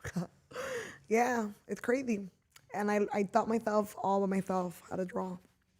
I was like, damn, I gotta be the Hello Kitty of the streets of LA. I gotta make everything, pillows, jacket, purses. Let's see. Shoelaces. What's in there? Shoelaces. Is there keys on that bitch? I do have keys though. Wallet. Look at this wallet with my dolls on That them. wallet is amazing. Do you do anything for dudes? You know what? I feel like I'm like Victoria's Secret. Yeah, Everything's for girls, absolutely. Yeah, and the guy buys for his girl. But shout out to the dudes that buy your shit. You know what I mean? Yeah, you know what's crazy? Let me tell you a story. Like, when dudes come in, they walk in there and I need that purse, girl. Yeah, yeah. Like, hold up, guys walk in and sometimes sweaty asshole. sometimes guys walk in by I need one of them themselves. purses. You're like, whoa, hold up, bro. Why do you got spandex on? Oh, you got my dolls on your spandex. There's guys that walk in. Do gay dudes support your shit? Yeah, gay guys, and then there's straight guys too. When they're like straight guys walk in, they're like, Stan, I fucking love you, but I'm a dude. What can I wear? And I'm like, ooh, keychain, or lanyard, or I got socks, and I got the sexiest dolls on the socks. You can rock these socks, or an air freshener. You know what? Give me the air freshener that I brought. You know what I would do with one of them socks? I'd make a Fifi out of one of them socks. I make a Fifi and I fuck the shit out that sock. Look. Them dolls are Oh God. them dolls are getting it. I brought you this do you know air what freshener. do you know what a Fifi is? I know what a Fifi is. You do that in jail. You make a little fake vagina. I know what that is. I think you got a real vagina now. You're good, bro. You're good. It all depends on how you roll the towel up. You know what I mean? If you Oh my roll it God. tight, then you want the tight pussy. If you roll it loose, you want the loose pussy. You know what I mean? So when you roll up that towel, it's like the walls. You feel the walls, kind of. You feel the walls, you know what I mean? If you throw a hot dog through a hallway, you want it to hit the walls. Now, if it doesn't hit the walls, then we got a problem right here. Anyways, I'm sorry. Damn. My bad, girl. That's some jail talk. That's some jail talk. I saw your podcast where you had a guy talking about putting an iPhone up his ass. Yeah, I had to investigate you. I'm like, let me see what this guy talks about on his podcast. A huge. Yeah. Hey, shout out to the homie Young Beeves. You know what I mean? when I He's saw- a comedian. You should fuck with him. You should have him Yeah? on one of your shows. Okay. Yeah, he's dope. Well, now that I'm starting to open up my warehouse, I started in my mom's garage under our old apartment, and then from there I got a studio in downtown LA, which all my neighbors bashed me for it. They're like, "You're stupid, Stan. You're gonna go get a fucking studio in downtown and pay how much money when you can just stay in your garage for free?" And I'm like, "Fuck my garage. This is not the come up. I am not supposed to be in this garage. I'm gonna figure out how to sell my art and get the fuck out of this garage. As a matter of fact, I'm just gonna go get a studio and I'll figure it out." So I went and got an office in downtown LA on Spring and 9th. And Yeah. that was the jump off, dude. That was me leaving my garage. And it was crazy because I was like, damn, I'm gonna go pay rent? Fuck it. Yes, I'm going to go pay rent. How much rent did you pay? At first, it was me and 3 other homies. And it was about $350 that I would pay. And like at the 4 months of it, they all fucking left me. One by one started leaving. One got mad because I didn't let him put a Bob Marley poster and he was a photographer. And I'm like, bro, you're a photographer. Put a photo of me that you took up. It's like me putting a fucking different photo of another photographer when you're the photographer. No, like put a photo of me or something. What the fuck is a Bob Marley painting that you bought on Venice Beach that's on like material felt made with 3D fucking Like this shit right here. yeah, it was like a material like 3D I don't know, like a glow in the dark Bob Marley painting. You know, I'm sure you've seen them. They will sell them all over Venice Beach before in downtown LA. I was like, you're not gonna put that up, dude. That has nothing to do with our fucking studio. We would all share the rent. So he got mad and he was like, well, fuck it, I'm out. You're really out over a Bob Marley painting that you can't put up? No, we all gotta honor each other. Put a photo that you took of anything, but put a photo that you took. Why are we putting up a Bob Marley fucking face? Yeah, Bob Marley ain't pitching on this bitch. No! You know what I mean? What the fuck? Then the other guy was a designer that would do patterns for like custom clothing.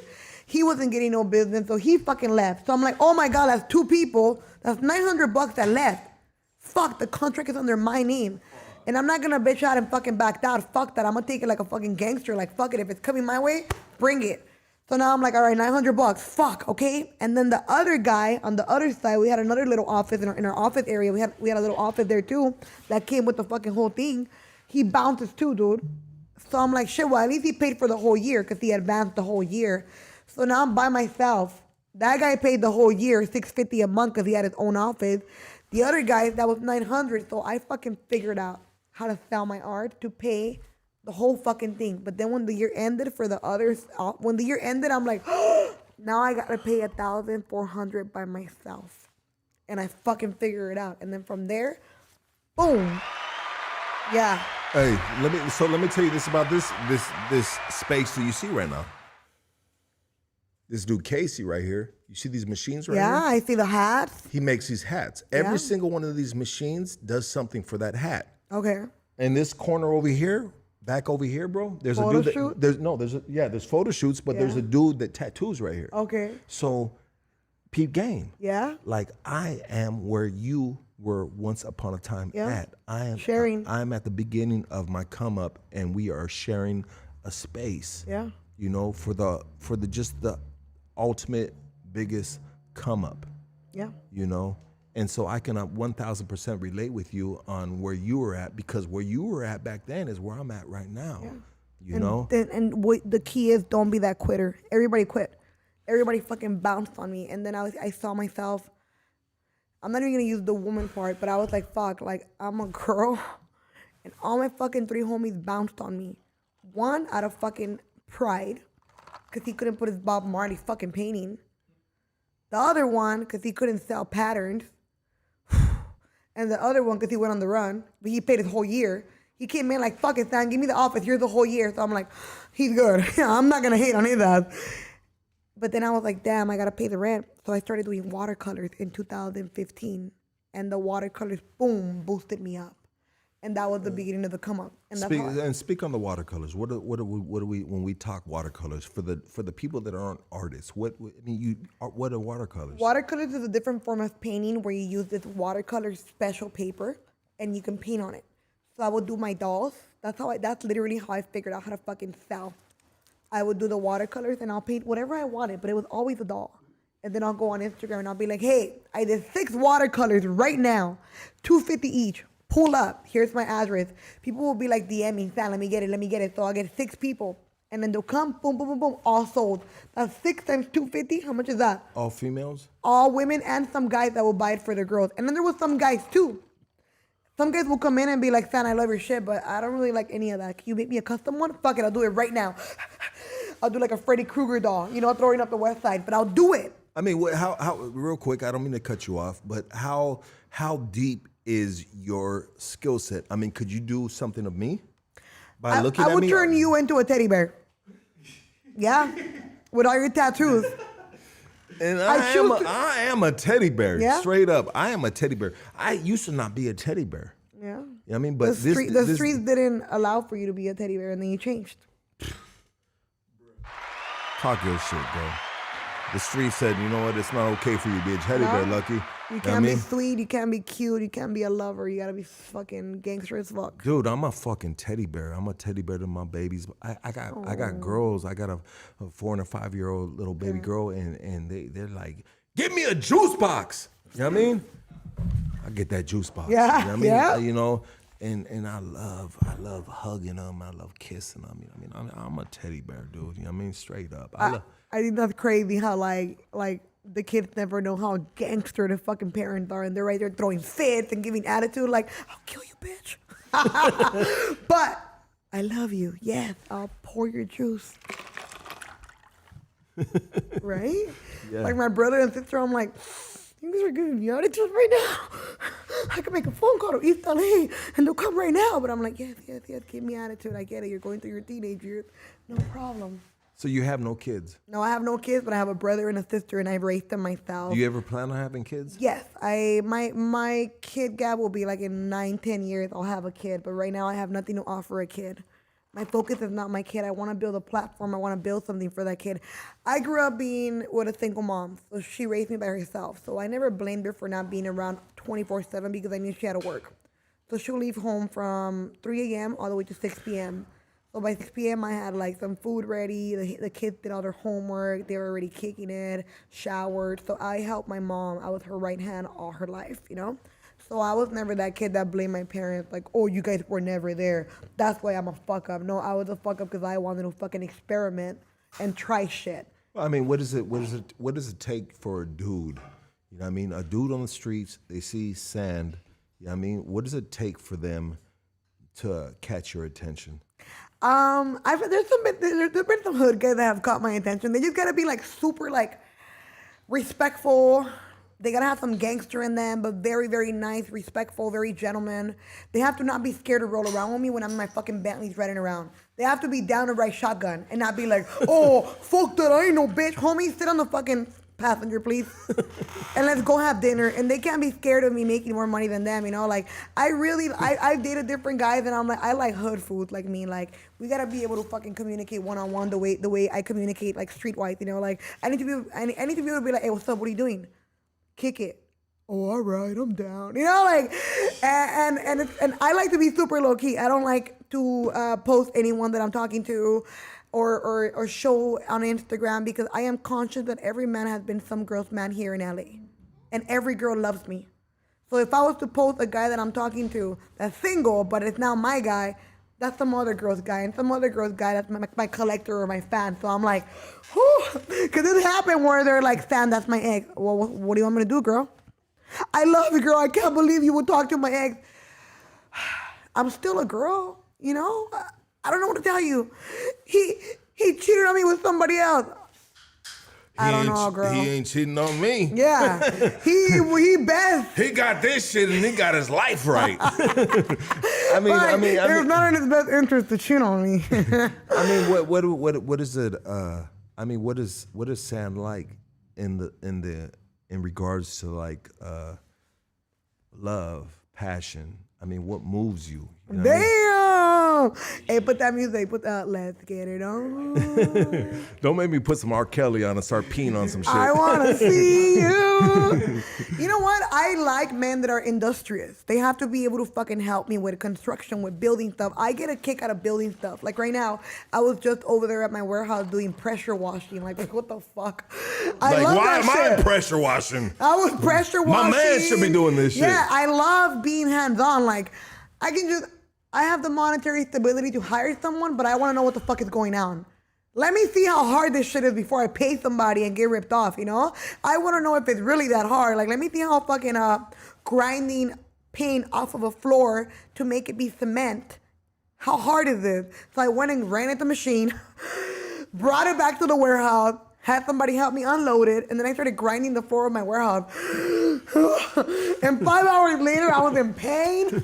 Everything hurted. My arms hurted. So I was like, okay, Instagram, who does flooring? I quit my job at the flooring. I'm gonna go back to being a fucking artist and hustling, but I want to pass the job to a fucking flooring, refurbishing flooring guru. Professional. Yes. But I want to know what the fuck is going on. I don't want to be a dumb bitch. I don't want to be a fucking girl that's just like, oh, I'm a girl and this is hard to lift. Can you please lift it up for me, Lucky? No, I'm gonna fucking lift it. I'm gonna fucking get this shit done. I've always hated girls when they'll be like, it's hard. Bitch, get it done. My mom never complains. She will get up at 3 a.m, 6 p.m. Get that shit motherfucking done, baby. She'll go to work. Talk your shit. Keep on going, girl. She'll go to work every fucking day and never fucking complain. Never. I never heard her complain ever. So whenever I feel stressed out, I'm always like, you know what? She cooks tacos, you paint dolls. She cooks tacos, you paint dolls. She wakes up 3 to 6 a.m., 3 a.m. to 6 p.m. and never complains. Even when she's sick, there's never a day off. Shut the fuck up and go. My mom hasn't worked since 2016. I fucking retired her. I took her out before she fucking died on me. And before she kept fucking getting older on me. I gave her surgery. I gave her a Mercedes. I bought her a house with a fucking pool. I got her 2 kitties, so they're her fucking best friends. My mom lives in a fantasy world now. I took her out of working in that fucked up lunch truck. You know, our parents are immigrants. They're never gonna complain. They're not gonna complain. They're gonna act like they love working. But in reality, if you could fucking get your ovaries up as a woman or your fucking balls up as a man, and grind fucking hard and make enough money to get your parents out of their fucking bullshit jobs, they would in a flash quit. You know, our parents are always gonna be like, nah, I love working. Nah, bitch. If you could take your parents out of that struggle and that mediocre paying job, they will fucking gladly bounce and quit their fucking struggle, you know?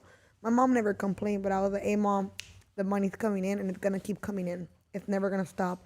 I figured out the recipe, so do me a favor and tell your bullshit ass boss that you quit. It took her 3 months to quit because she was so traumatized, you know, by her boss telling her that she was stupid, that I was stupid. Like, what the fuck you mean your daughter's gonna support you with fucking dolls? You really think she's gonna take care of you? If you walk out of here, just remember, you always have a job here.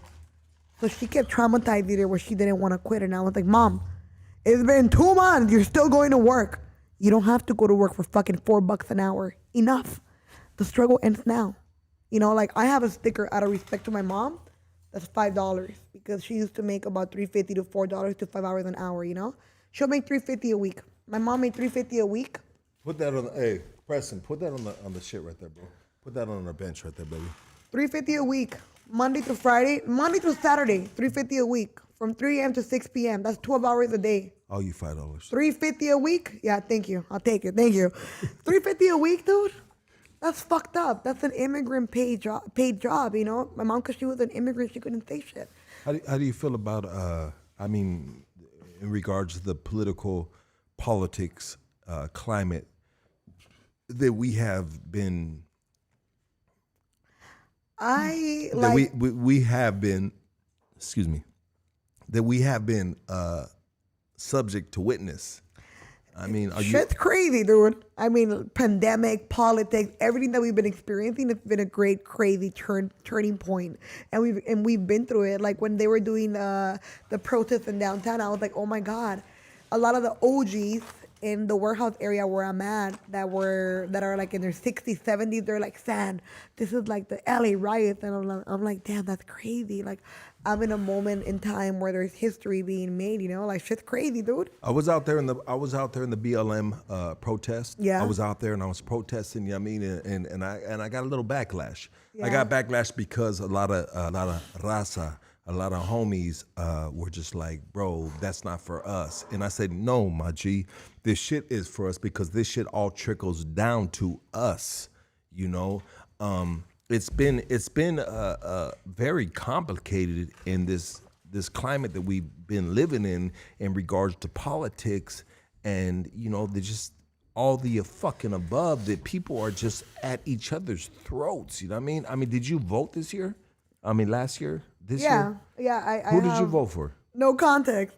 I mean, because you don't want to say that because it can fuck up some shit. You know what I mean? I get it. You know what? We're in a time where everybody has their own beliefs and everybody wants to fight everyone and everybody believes they're right and everybody's wrong. And it's crazy. Everybody has divided themselves with their own beliefs, you know?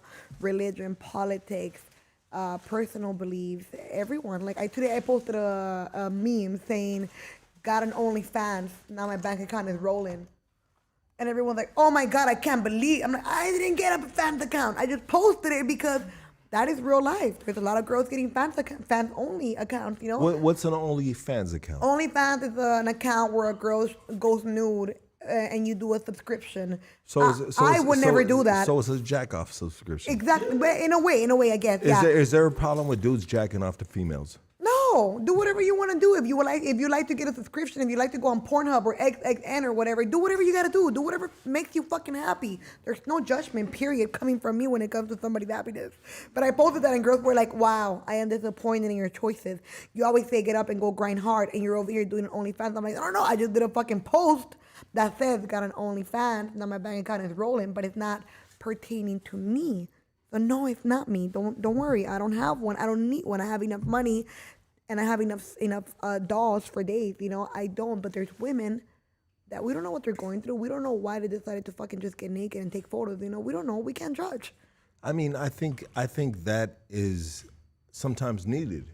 I mean, everybody should play their role. We need the sexy girls showing their body. I mean, you know what? And this is coming from a dude that has a beautiful woman on his side. You know what I mean? But I'm just saying though, like everybody should stay in their lane. Yeah, and don't judge. Don't judge. Stay in your lane. Don't If somebody, say shit. yeah, if somebody is fucking like surviving by these means, then it is what it is. You know what I mean? But we live in such it's part of society. We live in such a judgmental society where they want the cancel culture is crazy. I mean, do you worry about what you say? I know that I'm very kind and I'm very respectful to everyone and I'm very respectful to people and to every single culture and to every single belief. So no, I just, if somebody doesn't like me, fuck it, don't like me. If you like me, cool. If you can't handle my strength, don't fucking listen to me. I don't listen to anyone. I don't bother with people. If somebody wants to argue with me on Instagram, I block them. Like, no, you're in my bedroom. Don't come over here trying to cuddle with me, trying to fight with me. Get the fuck out of here. So I don't like to... I don't get into it with people. I'm like, okay, you don't like me, cool. That's your belief. I like me. Bye.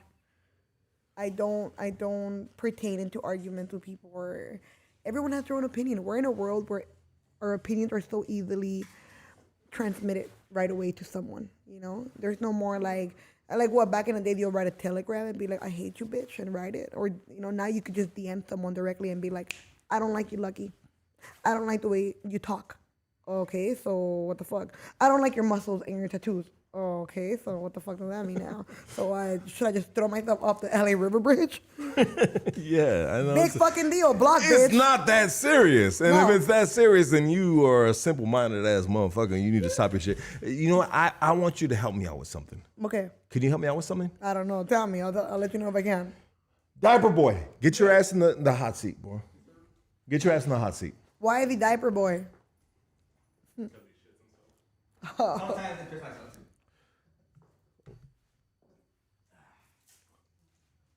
Yes, Captain. Okay, so we just transfer over to Diaper Boy. Okay. So this is Diaper Boy right here. He's a part of the Hoodstocks family. Okay. And he has lost me subscribers. Oh, why? Because he ate a shit sandwich. He got tased in the nuts. Was it real? No, yeah, it was real. Like he ate a Whose shit shit sandwich. was it? It was my dog shit in the backyard. Oh, You know what I mean? And people really didn't like that shit. You know what I mean? They really didn't like that shit. But right now, I have people DMing me, and they're telling me, they're saying, "Hey, Diaper Boy seems like he's gonna commit suicide because he's going through hard times with his old lady." Oh. Can you put him up on game on how to deal with an old lady, deal with a female? I don't know. Dude. Can you give him? There's so much vagina out there. You should not worry about one fucking pussy. Woo! Talk your shit, bro. Talk your shit. Diaper Boy, what do you got to say about that, bro? I know there's plenty of fish out in the sea and out in the world and shit like that, but she's my one guppy. Why? Because she's unique. Why? She's special. But what's special about her? She's special like me. Oh, okay. So you want to stick to her then? Yeah. Oh, fuck it then. Go for it. Then why are you putting all these fucking these videos about this drama ass shit, bro? Like, should you? What videos? He's on Instagram. He's putting videos about there's just like some drama ass shit, and people are fucking messaging me and DMing me, the drama texting then. me. I mean, like, bro, like, what the fuck is? You just tattooed unique on your fucking eyebrow, bro. Is that her name? Yeah. Ah, cute. But bro, like, she's not fucking with you, so why would you do that? I'm in love, bro. Oh, You're in love. I'm in love. Romantic. Oh, he's a lover. But she's not fucking with him. What does he do about that? You know what? I got friends like that are fucking lovers. Their man's fucking some other girl. Their man got another girl pregnant and they got 3 kids from the same guy and now she's got a fucking nemesis. And it's like, okay, well, I could sit there and tell him all day, like, girl, he's fucking some other girl, dude, let him go. But I'm gonna be alone. Okay, well, I don't know what to tell you, girl. Like, you wanna keep fighting with him? I love him. We've been together for 3 years. He knows all my shit. What shit? I know all your shit. What shit? I can't leave. I'm sad. Okay, well, you know what, girl? You go. You do whatever you want to do. So I don't is- know. You know what? I mean, is this dude going out like a sucker? Is he check it out. Let me He ask you. believes in love. Let me ask you right now. Have you made up with your girl? Earlier? It's made up fucking or it's made up talking? Talking, but you tattooed her nickname on your eyebrow. How long did you don't bone her? Huh? How long did you don't bone out? The last one we did it, maybe like a month ago. Is that your girl? Is she a horny person? Oh, she is very sexually active. Why has it been a month? So she's been getting dick by a lot of dudes before this month. No. No. No? How do you know this? I was the first guy in over 13 years of her life. She has two kids. She has two kids. She has two kids. She has two kids. And I'm willing to be a co-parent. Aw, that's a good man, dude. I like that. So you're willing to support the kids and take care of them? Exactly. That's gangster. I mean, he's willing to support the kids and take care of them, but if it doesn't matter to the female, then he's just a punk ass fool. You know what I mean? Well, in your opinion. You just tattooed her name on your fucking eyebrow, bro. You know what I mean? What the fuck is wrong with you, dog? Why is she not talking to you? Some shit happened. You fucked up? Say, what the fuck happened? You cheated? No, I did not cheat. Okay, what did you do? Well, I have a friend I brought on the podcast, and pretty much just snapped me across the face. And Lucky here told her, did he live up to his sweater? Remember that? So you're blaming it on me, dog. I'm not blaming it on you. He brought a female here that was a friend of his, you know what I mean? And I said this, that. But bro. I told her it was all part of the show. It was a part of the show, Yeah. dog. I was just talking shit, Yeah, dog. exactly. So I am the reason You're why not the reason. you tattooed that fucking unique name above your fucking I'm eyebrow, gonna get bro. lucky on top of my other one then. You get lucky on that other one. You ain't ever gonna come in this bitch again, dog. Because I'll you get are it tomorrow. You're a Take fucking. away You tomorrow, are St. Patty's Day. bro. Are you on drugs? No, I'm not. I wish I was. I'm on natural high. You're on natural high. Hold on. So you brought a homegirl over to get interviewed. Yeah. Okay, I'll be mad too. Like, you got no homegirls, homie. You're fucking mine. I better not see you talking to no girls. There's no more homegirls in your life. There's no reason for you to kick it with no other girls. Like, I am your homegirl and your fucking girlfriend and your everything, and you have no eyes for no other girl. You better not be texting other fucking girls, and you don't keep in touch with high school homegirls. If you talk to any other girl besides your mom and your sister and your aunts, we got issues. Sand. We just deleted this dude right now. You know what I mean? We came back to us right now. We are on us right now. You know what I mean? None of my boyfriends can have I'm homegirls. your microphone right now. Why can they not have homegirls on? I don't believe in that. Look, here's the issue that I always usually have. So let's say I'm with a guy. I'm super loyal. I'm super loyal. But the problem is, men run shit. So if I have to go to the tire shop and I gotta deal with one of my homies that's got a tire shop, he's a man. If I gotta go get my floor painted or my fucking walls painted, it's gonna be a man doing it, you know? So I like a man that's confident enough to be like, you know what, babe, I love you. I know you're faithful to me, but you gotta deal with men 24/7. Like right now, I'm on this interview. It's you. You know, I'm dealing with you. So you're a girl, and if I was to be with somebody, they gotta be strong enough to be like, go, babe, go interview San Juan. Or not be like, oh, you're gonna go interview that bitch? You better not be flirting with her. No. So check it out. It's business. Check it out. It is business. Yeah. And it's love. It's respect. You know what I mean? And so my girl had the opportunity to be here. 'Cause she's a huge fucking fan I of got you. leggings for her. You know what I mean? But she said, but we have issues in regards to watching our kids, so she couldn't be here. You know what I mean?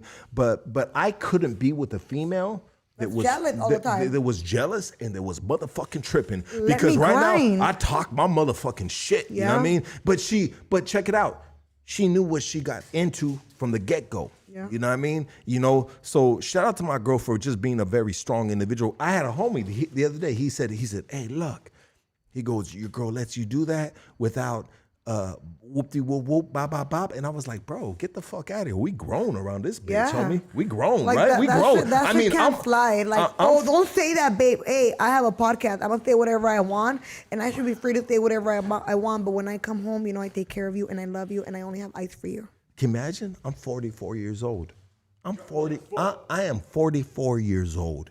Can you imagine if I was still going through them motions, them childhood motions that we went through as kids? Which ones? The motions as jealousies? the jealous shit. You know what I mean? Can you imagine if we were so insecure that Lucky Sanzu couldn't do an interview with San ONER because why?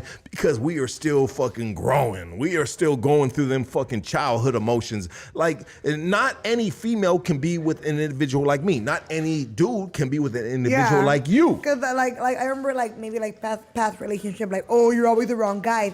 Well, if a girl owned a body shop, I'll be there with the girl dealing with her. If a girl owned a tire shop, it'll be a girl that I'll go to. If the girl owned the warehouse that I'm gonna book for my business, then I'll be dealing with a girl, but it's a guy. I'm sorry, most guys run shit and it sucks, but that's the way shit is. Men are fucking usually in control and ownership of things. So I have to deal with guys 24/7 because I have to deal with guys, like this week I had guys doing my floor, grinding it, it was 3 guys. If a guy that I was with couldn't control that, then we can't talk. Like, dude, I'm sorry, I'm not flirting, I'm doing business. Are you in a relationship right now? No. Why? I like to hustle without being stopped. I feel like when you're in love and when you're with somebody, it stops you. I feel like a lot of times, especially as a girl, you gotta school the guy into look, babe, don't get jealous. I'm out grinding. I saw your Instagram, you with another guy. Yes, it's the fucking guy changing my fucking oil. And we're doing a deal, and I'm giving him a shout out on Instagram. I'm not flirting with him. He probably likes you. I don't fucking know. Maybe. I don't know. I don't fucking know. He's doing my oil change. I'm mad. Oh, fuck. That's drama. So can I see you? No, fuck that. Okay, bye. It happens, So I'm just like, I'm just gonna grind, paint, hustle. I only have one life. I don't want to lose time and waste time. I'm gonna get old eventually, and I want to know that in my youth I fucking grinded really, really fucking hard. I take care of my mom, my brother, and my sister, so I have no right to fucking kick it. Every day I'm like, okay, what are we gonna do? What are we gonna do? What are we gonna sell? We need to sell something because the bills are coming. But thankfully, I don't have that stress anymore. Money rolls in all the time. How has the coronavirus affected you in the way you move? When coronavirus hit last year in February, I had just gotten a warehouse, a 3,500 square foot warehouse in LA. So when coronavirus hit, the warehouse was literally just dead. So what I did is I kept doing a build out and I kept fucking fixing it and doing the floors and painting and doing lighting, electrical work and designing the warehouse to the way I wanted it to look. And then I was like, fuck, what do I do now? Do I turn it into the arcade that I originally wanted to do? Because I wanted to do a Sandals Playhouse and it'll be an arcade for you to come gamble and kick it and hang out and smoke and be a rebel, in that warehouse because it's so underground. But then coronavirus hit, so I had to cancel that. And I was like, what do I do? What do I do? What do I do? So it's January, February, March, April, May. And in June, boom, I come up with the market. And I do a market to help a bunch of people that have businesses that cannot go to pop-ups or go to events anymore because the events are dead. So I opened up the warehouse in June and I started doing a market every single weekend. And that was the way I was able to revamp myself. So I was able to revamp and help a bunch of people that had nowhere to go sell. But that's the way I and then through the pandemic, it didn't fully affect me. I'm sure I could have made double, triple the money that I usually make, but I made really good. I did really good every single month. I was doing mystery boxes. I was just fucking around, talking to all the fans, like, fuck it, let's do a mystery box. Fuck it, let's do a free sale. Let's do 50% off. I was just fucking around. I didn't want the pandemic and all the feelings and mixed emotions that we were all going through affect me. Like going to the store and getting fucking ammunition and getting fucking toilet paper. Oh my God, there's no toilet paper. Oh my God. I was like, I don't want it to get to me. I'm just gonna fucking go on my Instagram and show it everyone and keep everybody sane. Let's do live calls. Oh shit. You ready for the live calls? Live calls, and then we're done. And then I gotta get out of here. Yeah, let's do live calls. But before you get out of here, I want you to hear the artists that we have here. Oh yeah, for sure. I know we got a rapper here in the house. Let's do it. We got Doughboy Tony in the house. You know what I mean? So before you go, love, you know what I mean? I want you to we're gonna critique him. Oh, down, We're gonna hear his music. I'm sure he's dope. Well, they call him Doughboy. Oh, okay. You know what I mean? Doughboy Tony. You know what I mean? You know, so we're going to get to him. Let's do live calls, and then we will do our live performance, and then we will let you take off. I'm having a great time. I can talk forever, but I'm like, hold on. Why I keep talking? No, I want you to talk forever. You know what I mean? Let's do live calls. Anybody that wants to call right now, there is my number right there, 842-4785. Oh, shit. Yeah, we are going to get this shit popping. What's happening? You know what I mean? Let's any calls for San Juan, let's go, baby. Let's go right now. You know what I mean? They're coming right now. I already see them coming. You know what I mean? Let's get homie in the seat. Let's get Doughboy, Tony in the seat over there. You know what I mean? And we're gonna get it popping in a minute. You know what I mean? Because I know a lot of people wanted to ask, talk to Sam Warner personally. You know, man, we gotta do this. Hey, did he get my? Let's go. What's happening? You on the Hood Stocks, baby? Talk to us. Hey, What up, G? what's up, Lucky? This is Blue Criminal ready to fucking set up the live chat. All these lame motherfuckers in the live chat fucking shove the motherfucking middle finger right up your ass, turn around 20 times. And to all you IE motherfuckers to your dome, peace out. Okay. There it is right there. You know what I mean? Shout out to fucking the blue guy. You know what I mean? Let's go, baby. Let's get this shit popping. You know what I mean? We want some legit. Hold on. You on Hood Stocks? What up? Yo, what up, my boy? What's happening, John? Yo, what's up, man? Hey, I'm a huge fan of the show, my boy. Thank you, brother. Appreciate you, doggy. Huge fan. A fan, man. Yeah, Hi. Yeah. Thank you. Hey, I follow you on IG, man. I always watch the show when I go to work. I'm a motherfucking electrician. Oh. You know, so I got my own hustle, my own little small business going on over What do here. you do? Upstate. I'm an electrician. Oh, so I can hire you to do electric work when I'm ready? Yeah, I do electrical cameras all in Cali, you know, Northern Cali, Central Valley. Oh, SoCal, so you're up there whatever. then, Central California and up north. Yeah, but I Oh. go down south too. When I go up north, then I do want to get a gallery in San Francisco or like in Fresno area. I do want to get some galleries over there. So when I'm ready, dude, hit me and let's do it. I'll give you work. For sure. Thank you for sure, following me, man. hustler. Keep fucking grinding. Don't get emotional. Wake up every day and go fucking do those wirings. Yeah, flowers. Thank you. Andale. Appreciate you, Later, doggy. man. Yeah. What's up? You are on Hood Stocks. What up? Hey, what up, Luck? What up, Sam? Hi. Where are you calling from?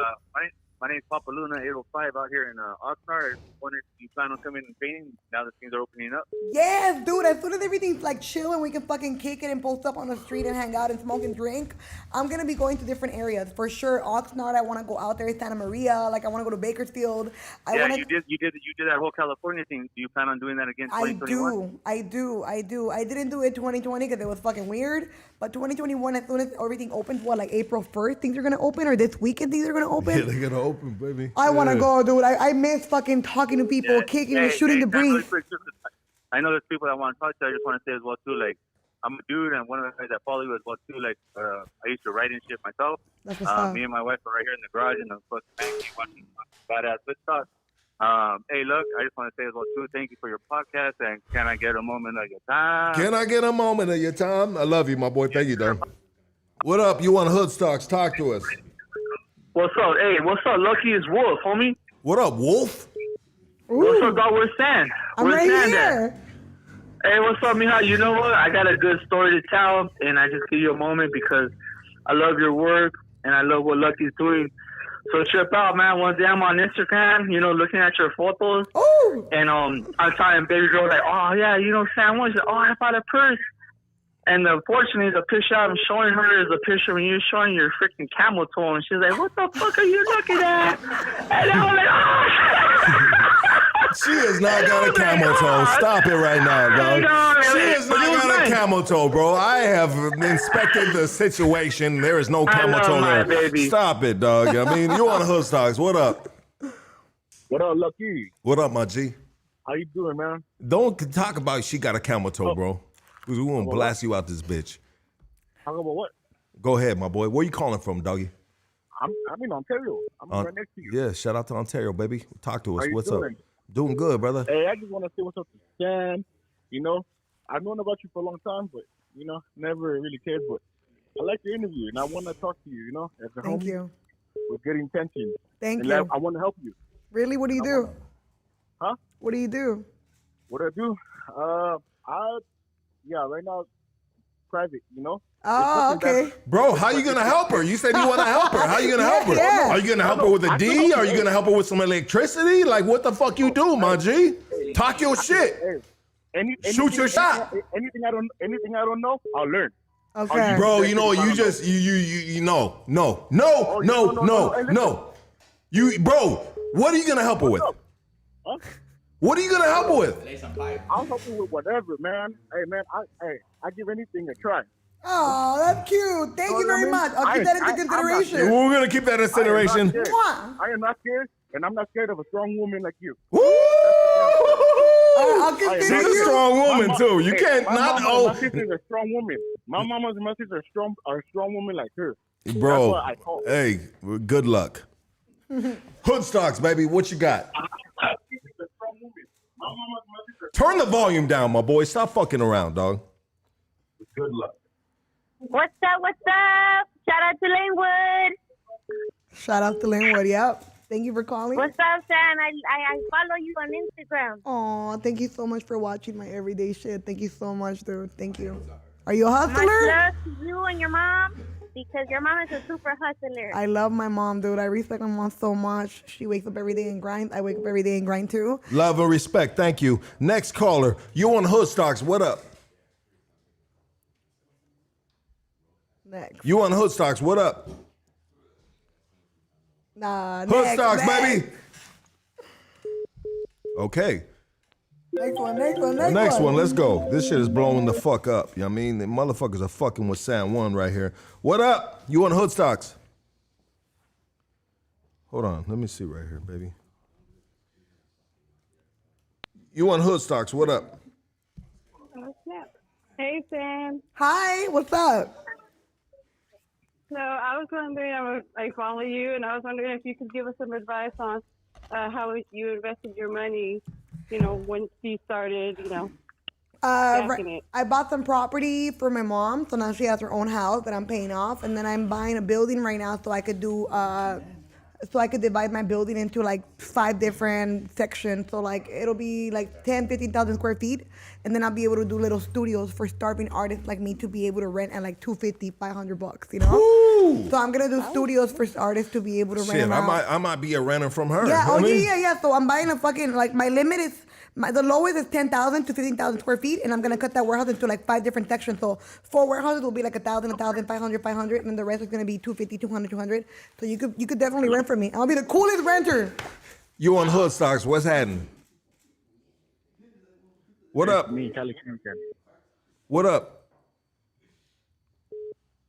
Thank you for calling. Next. You on Hood Stocks. What up? Hey, what's up, Lucky? What up, dog? Hey, ask San Juan si no sabe chilaquiles. What? You know how much chilaquiles? I like chilaquiles?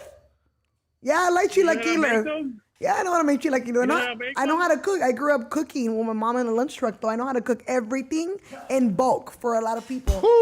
I don't cook for 2 people. I cook for fucking 30 people, dude. So I know how to make a bunch of rice, beans, asada, carnes, but I'm vegan now, so I don't know. It's crazy because I ate meat all my life, and now I've been vegan for 7 years. And I'm a taco lady at heart, so yes, I know how to cook. Thank you for asking.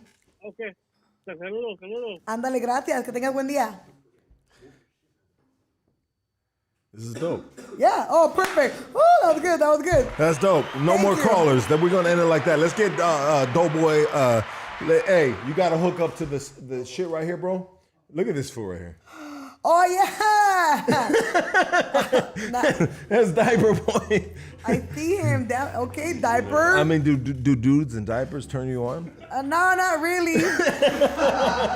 but I know he's doing it for the podcast. So I give you props, bro. I give you props. And he's a lover, dude. You know what? Fuck it. Go tell her He's you're a sorry. fucking. And don't ever bring a homegirl around. Now you know she don't like that shit.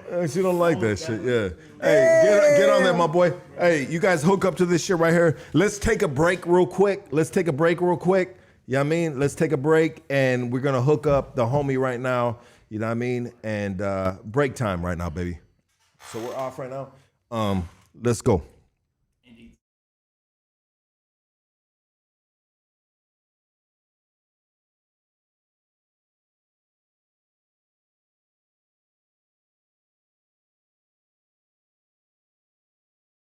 She don't like that shit, yeah.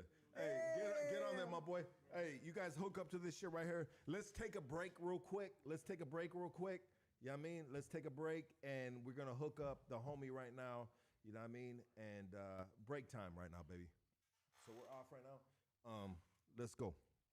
She don't like that shit, yeah. Hey, get on there, my boy. Hey, you guys hook up to this shit right here. Let's take a break real quick. You know what I mean? Let's take a break, and we're going to hook up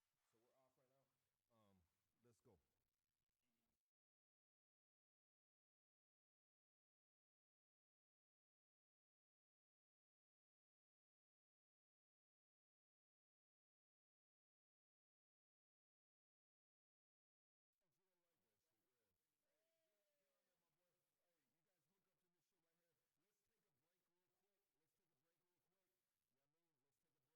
now.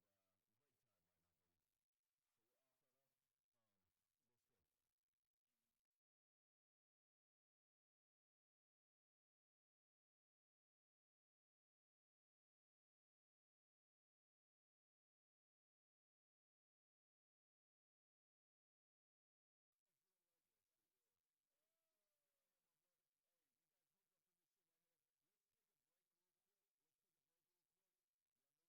know what I mean? And break time right now, baby. So we're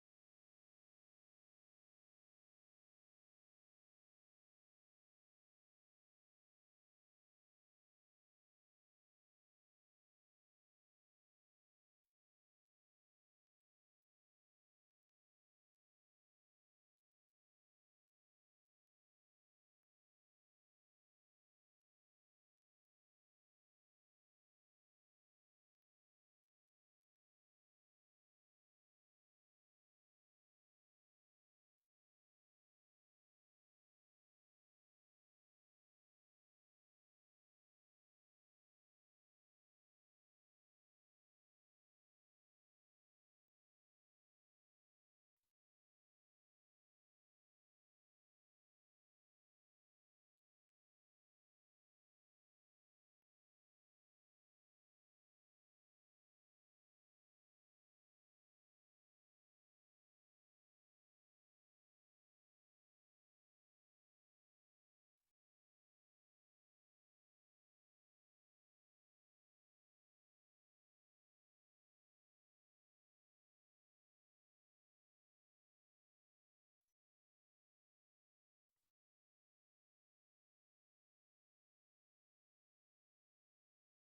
Let's go. Don't trip. Well, hey, check 1 2 1 2. Let me get a mic check on you, my G. Yo, microphone check. Okay. Hold on. Oh, let me get to you right now. All right, my boy.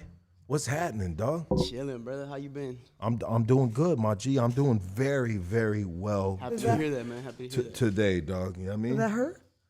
No, it's my girl.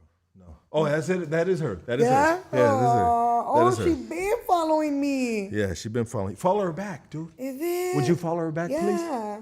Follow my girl Real back, talk, dude. girl. Don't trip. And Sam, hey, Sam, check 1 2 1 What? 2. Let me get a Okay. mic check. No, hold on. Yo, microphone check. Okay, hold on. Oh, let me get to you right now. What the fuck is that? All right, my boy. What's happening, dog? Chilling, brother. How you been? I'm doing good, my G. I'm doing very, very well Happy to hear that, man. Happy to hear that. today, dog. You know what I mean? Hold on real quick because we got some shit going on, and my phone calls are blowing Yeah? up. Yeah. Hold on. My phone calls are blowing the fuck up. Yeah, they You had know the what I mean? podcast on Let me over there. let me put it on. So are you all hooked up to this? Do play the beat real quick so we can see that you're on. Okay, you're on. No, stop it now. Okay, my G, Doughboy Tony. Yes, sir. Tell us a little bit about yourself, my G. I go by Doughboy Tony. So obviously, you know, as you mentioned, I'm from Orange County. I'm a Santana native. You know, shout out to Santana. Shout out to the city. Shout out to all the people out there. All the culture out there is beautiful. I'm 21 years old. I started making music about 3 years ago, 2018. Hip hop has always been a passion for me. You know, I've never thought about rapping or making music. You know, I never thought about becoming an artist. But in terms of like hip hop itself, like it's always been in my realm. I grew up around taggers. I know my family, the taggers, homies, taggers. So hip hop was everywhere, DJing, all that shit. Like I grew up around it, and I just loved being around it. And then aside from that, I always had a passion for writing. You know, I love to write. So when it came to like school and shit, English class, all that shit, like writing always came easy to me. And I just got to a point where it's like I got to a really dark place with myself where I didn't know what the fuck I was gonna do. I had just graduated high school. I didn't know what was going on, you know? And I decided to mix both realms together. And it came down to me seeing a homie making music. And I just asked him, you know, to let me come through and do something with him. And sure enough, from there, he opened his arms and it just took off. And I've been nonstop ever since. Absolutely, dog. I mean, what are some of your inspirations? Who inspires you to make music? Artist Artist-wise? Yeah. Like in terms of the way I like to create my music, or the type of music that I like make, like what I talk about. Who inspires you? What music do you listen to, brother? I listen to definitely the most. I listen to just old school hip hop, 90s, East Coast and West Coast. So one thing I noticed about you, dog, is you're not a Chicano rapper. You're Chicano, but you rap on another level. Yeah. What do you have for us right now? What's the first song that you're gonna spit for us? This first song right here is actually it's called Knowledge. Shout out to my homie Farron. He runs this program out there in Orange County called Black OC, and he does a lot of like shit for the community. So this track right here, I actually did it, you know, with him, and now he has it on his documentary. He put together this whole documentary that he did, talking about, you know, like activism, and he put the whole documentary together, and you know, it's getting good traction. Good. So this is where the song comes from right here, and I'm speaking on like, sorry to cut you off, but I'm speaking on like you're not cutting me off, dog. Go ahead, baby. But I'm speaking on things like I feel like, you know, real shit that we should be concerned about. You know, it's instead of a lot of like the self-ignorant, the ignorant shit that we see get pushed a lot. You know, I'm on the more opposite tip of that. What do you think about? Is there any pressure with you rapping in front of San ONER? A little bit. I mean, you know, she's not just a regular person, so it's always just when there's other talent in the room, you always want to set yourself to that standard. You know, try and get to that level right there. Absolutely. I think it's dope because I can't fucking rap, but I can paint it. So I can paint a picture and tell you what I'm feeling, but he speaks it. You know, is rap music graffiti? Is it art? Well, there's 4 elements to hip hop, which is graffiti, breakdancing, DJing, and MCing. So There's a fifth one. Is knowledge. Okay. There you go. So we got the knowledge, and you're the MC, the and then I'm the art side of it. You know, so yeah, it's dope. But where's the breakdancer at? What is Where's the breakdancer? What is this first song you're gonna put for us right now? This one's actually called Knowledge, and it's not out yet. You know, it's on that documentary. If you tap in with that documentary, then you can hear it on there. But soon it's gonna be out on all platforms. My boy. I got 2 songs today that aren't out. Are you ready? Ooh, unreleased. Hey, all right. Hey, you shooting your shot right now. Hell yeah. I got San ONER. Let me for the second verse on this San ONER, let me ask you a question. If this dude hits it out the park, does he have action to fuck with one of your events? Yeah. I'm appreciate that. Right now that I'm doing, because look, I started from nothing, and I remember back in the days, I would go to a lot of graffiti events, hip hop events, underground events, breakdancing events. I'll go to a lot of like underground warehouse events, and that's the way I started, you know. And now that I got my own warehouse, I'm like, damn, I could do parties here. I could do hip hop nights. I could do open mic nights. I can do market, which is the first thing that I'm starting with. So yeah, like I want to even do an open mic. I have a brother and he likes rapping. So I could do a fucking open mic night, you know, and everybody just comes and raps and gets to mingle and network. I never know who's following me. I have people that follow me that are in the fucking entertainment industry that work for fucking famous people. And I'm like, why don't you tell me this? Like, you would work for the LA Times. Why don't you tell me this? You can open a door for me. There's so many people that follow me that are just quiet. And I'm like, damn, dude. There's a girl that messaged me and she does like shit for like big famous players, like basketball players. She's their agent. I'm like, girl, you got mad connections. Connect me to their wives so I can give them a purse. So yes, once everything starts opening up, we could do like an event and we could do an open mic night and you come and rap with other rappers and you come and mingle and you can find somebody to like do a collab with. You know, like I want to do dope shit that I want to do dope shit that people did for me. Whenever I will go to these big events and I'll put myself out there. So yes, and you can have a studio in the San Juan studios. So there'll be little studios. Would you want me to have a studio? Yeah. It'll be your own place, dude. I vow to be the coolest fucking landlord. I'm gonna have 250 square feet, 500 square feet.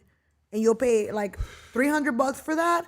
And the other one will be like $450, $500. And that's your rent. And you do whatever you want. You have 24-hour access. I don't fucking bug you. Pay your fucking rent, Lucky. I don't give a fuck. Smoke all you want, drink all you want. Everybody, give it up for Doughboy Tony. Let's go, baby. Let's get it. Let's get it. Always ready.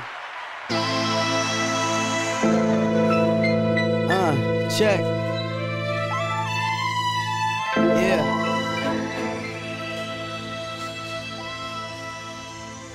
Gotta bring him some bars.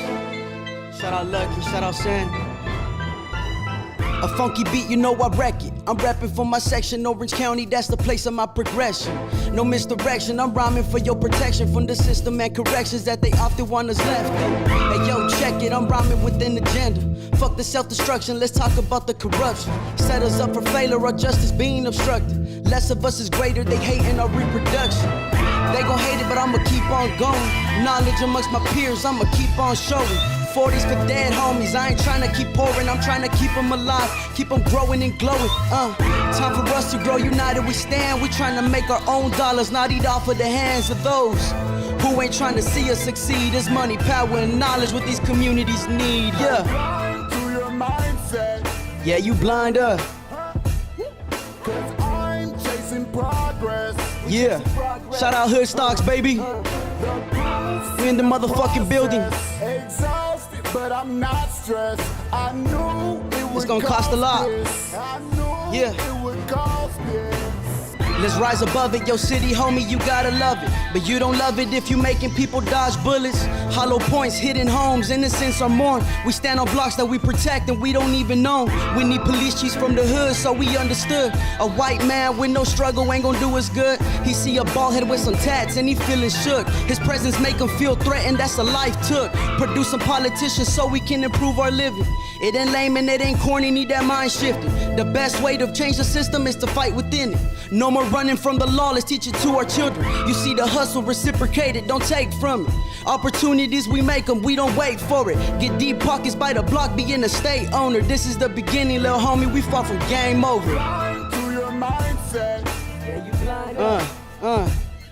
cause I'm chasing progress. We chasing progress. The proof's in the process. Exhausted, But I'm not stressed. I knew it would cost this. Yeah. I knew it would cost this. You can cut that. That's it, that's the first one right there. Doughboy Tony, baby. What's up? What else you got for us next, my G? This next one right here is called Cultura. It's probably one of my most popular songs right here. And when we talk about the most popular songs, like what kind of views do we have on this? Oh, this one's like maybe approaching 60K on YouTube, music video, you know? Nothing too major, but, you know, it's on its way there. That's major. That's major, baby. Let's Appreciate go, dog. that. Let's go. That's 60 times 2, 120K.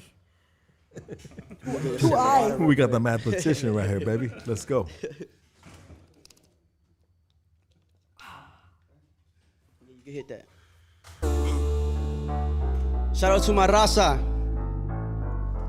Shout out to all my brown people out there trying to do something. Keep your head up. Yeah. Put your fist to your heart for the brown pride. Proud of where I'm from, man, my roots I'll never hide. Provide hope for my raza till the day I die. And if I die tomorrow, man, I don't know, at least I tried. Put your fist to your heart for the brown pride. Proud of where I'm from, man, my roots I'll never hide. Provide hope for my raza till the day I die. And if I die tomorrow, man, I don't know, at least I tried. The brown skin abomination to a racist nation. That's why they came and ruined our people with no hesitation. They took our land and made it theirs with no declaration. Then get mad when my people scream for reformation. Was once theirs, now they can't access it without permission. A real fucked up situation that they got us living. Don't want them living here, but off my people making millions. And we know there ain't no love for us brown children. Forced the shitty culture up on my lovely people. Y'all did it once, but not again, ain't no fucking sequel. Before they came and fucked it up, we was all legal. But our pigment darker, so they labeled us illegal. We gotta preach our culture and share good information. Columbus found empty land, that's misinformation. I preach a white man's world in this fuck. My bad, fuck that. Go. They preach a white man's world. Proud of where I'm from, man, my roots I'll never hide. Provide hope for my raza till the day I die. And if I die tomorrow, man, I don't know, at least I tried.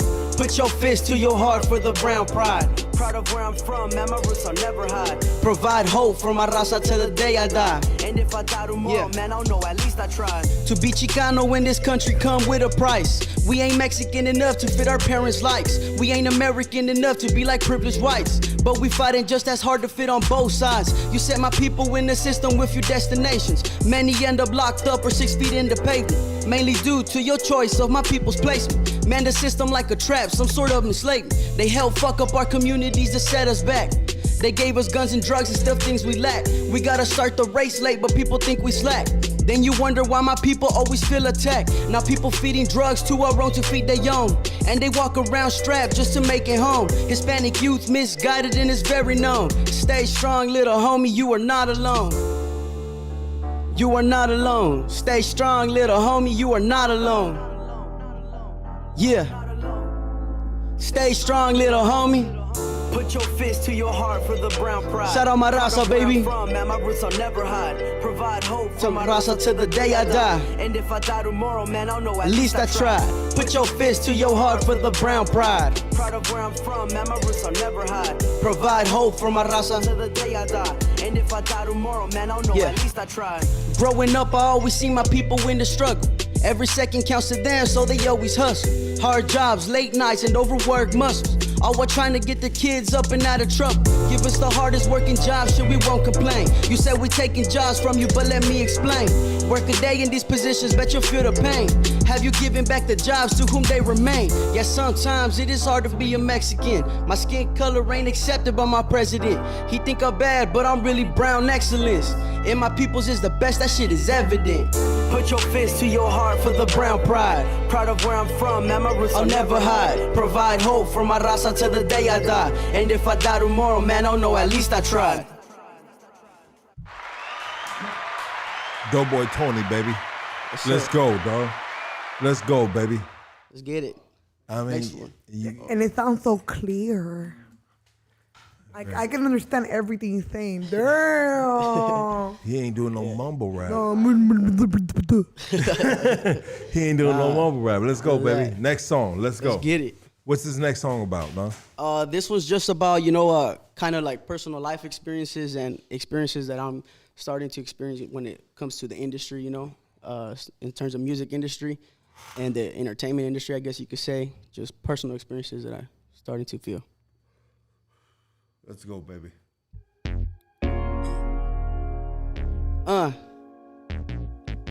Shout out my boy Darren Vegas on production. Check. I dwell upon my whole life to where I'm standing now.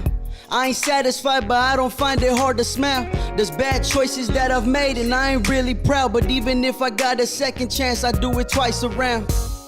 Regret ain't living in my mind state. You walk a crooked line till you learn to walk straight. We make mistakes, we learn from it. That's the hard way. It make you who you are. You the decider of your own fate. The devil lingers, feel his presence. Me and my homie smoking blunts, he in attendance. He loved the rush when they packing Smith & Wessons. Self-destructed mind, that's the worst form of oppression. They say the good die young and I believe it. I lost a couple solid souls, I'm still grieving. Afterlife, they're the reason I believe it. Cause I just wanna see my folks again that ain't breathing. We done came a long way, make moves all day. Say the same won't change. Paved the way, I just made my own lane. New money, can't complain. Smoking swishers, switching lanes, huh? The road was bumpy, we done came a long way. Make moves all day, stay the same, won't change. Paved the way, I just made my own lane. New money, can't complain. Smoking swishers, switching lanes, huh? I remember back sitting on the sidelines, watching everybody win and I just wait my time. Feeling like I'm in the dark and I won't see the light. But once I found it in myself, I promised that the light was bright. Bitches distant to some fools that wouldn't lend a hand. Those same bitches all on dick cause they see I'm the man. Those same fools they jocking now, they really see the plan. Telling people I've been knowing him, he always been my friend. Pick and choose who you be fucking with. No bummy bitch, a solid female's what I'm rocking with. No lame snitch, some solid homies what I'm rolling with. Let just anyone on board and you might end up with a sinking ship. Far from perfect, but I try to do what's right by me. Don't break my word and try to live my life with honesty. Blunt smoke, champagne glasses toasting to the team. Came a long way, it all started with the fucking dream. Yeah. Doughboy Tony. Doughboy Tony. Thank you. So you got when it comes to your hip hop is hip hop. Chicano rap is Chicano rap. Yeah. When it comes to hip hop, you side on the hip hop. Yeah. You respect the craft. You respect the culture.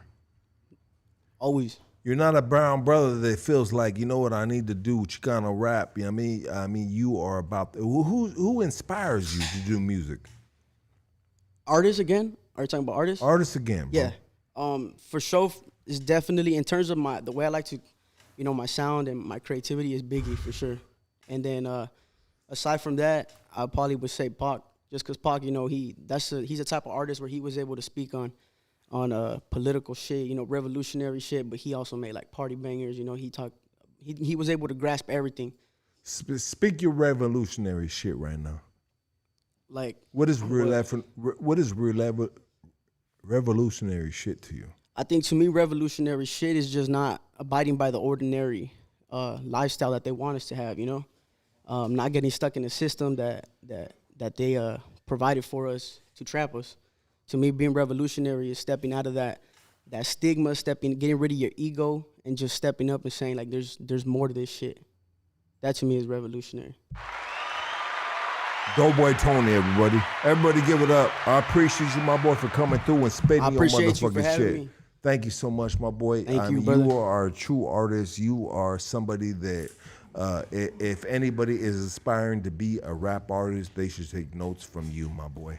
Thank you. Thank you so much. You going to Vegas from here, huh? Yeah, going to Vegas. Shout out Love for the Streets, man. They got a cruising night out there, so we're going to pull up over there. You going to pull up? What you going to do, my G? Well, we did a song with them, so, we're trying to shoot a music video out there. All the Lolos are already there. So all the females are already there, so might as well, get it cracking. Absolutely. Yeah. Everybody give it up for Doughboy Tony.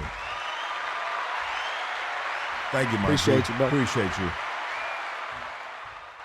San Juan, when it comes to artists, we're back on us right now. The camera's on us. When it comes to you, what is the what do you like? When it comes to hip hop, what moves you? Like if you were to tell me bump something, I'll be like, okay, let me put some Sally Sal. And it's on tonight. Yeah, it's going down tonight. Tonight it goes down. Or some Eazy-E. I'd rather fuck with you because your pussy's good. Okay. But is your pussy good? I don't know. Next. Or like Tupac. Like To Live and Die in LA. Honestly, I get emotional when they put To Live and Die. When I bumped To Live and Die in LA, I'll be in my fucking car and I'm like, I could be in my Bentley, in my U-Haul, in my fucking work truck, in my fucking, in my warehouse, and I'm just like, damn, To Live and Die in LA, where everybody's trying to fatten their pockets, like it wouldn't be LA without Sexicans, I think about it, I'm like, oh my God, like To Live and Die in LA, dude. You know what pisses me off right now? Everybody that's leaving LA. Like, don't fucking quit LA. My mom did not quit LA when she could have. She could have moved to the desert. She didn't quit LA. But when it comes to music, yeah, like old school hip hop moves me. I love old school shit, period. Keep on talking your shit, all right? Okay. Yeah, and new stuff, I don't really know about new stuff. I don't know, it's crazy. I'm not that old, but I like bumping old school shit that I grew up to. Like I said, Eazy-E, E40. I hope I don't go back to slanging, yeah, yo. I like E40 a lot. I like anything that's old school.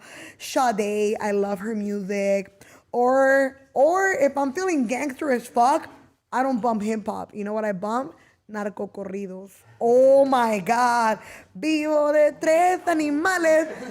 But I got my version. Vivo de 15 muñecas. Because I do dolls, and it's crazy because when I was little, my uncles would bump narco corridos, and I would always trip out on Vivo de tres animales. I'd be like, what do you mean? He lived off of 3 animals? Now I get what the fuck they were talking about. They were talking about heroin, weed, and fucking coke. But I thought like, wow, he has a bird and a goat. And he doesn't feed the fucking goat. That's animal cruelty. Who do I call? And now I realize it was drug related, keyword. There was codes that he was talking about. But yeah, Mexican, Spanish, narco corridos, I love. Or old school 90s, 80s hip hop, I love. Anything new? I don't know. R&B, not my shit. I mean, R. Kelly just really fucked us up. R. Kelly, yeah, like how many fucking babies weren't made to? Nobody. Nobody, baby. There's so much. How many situations?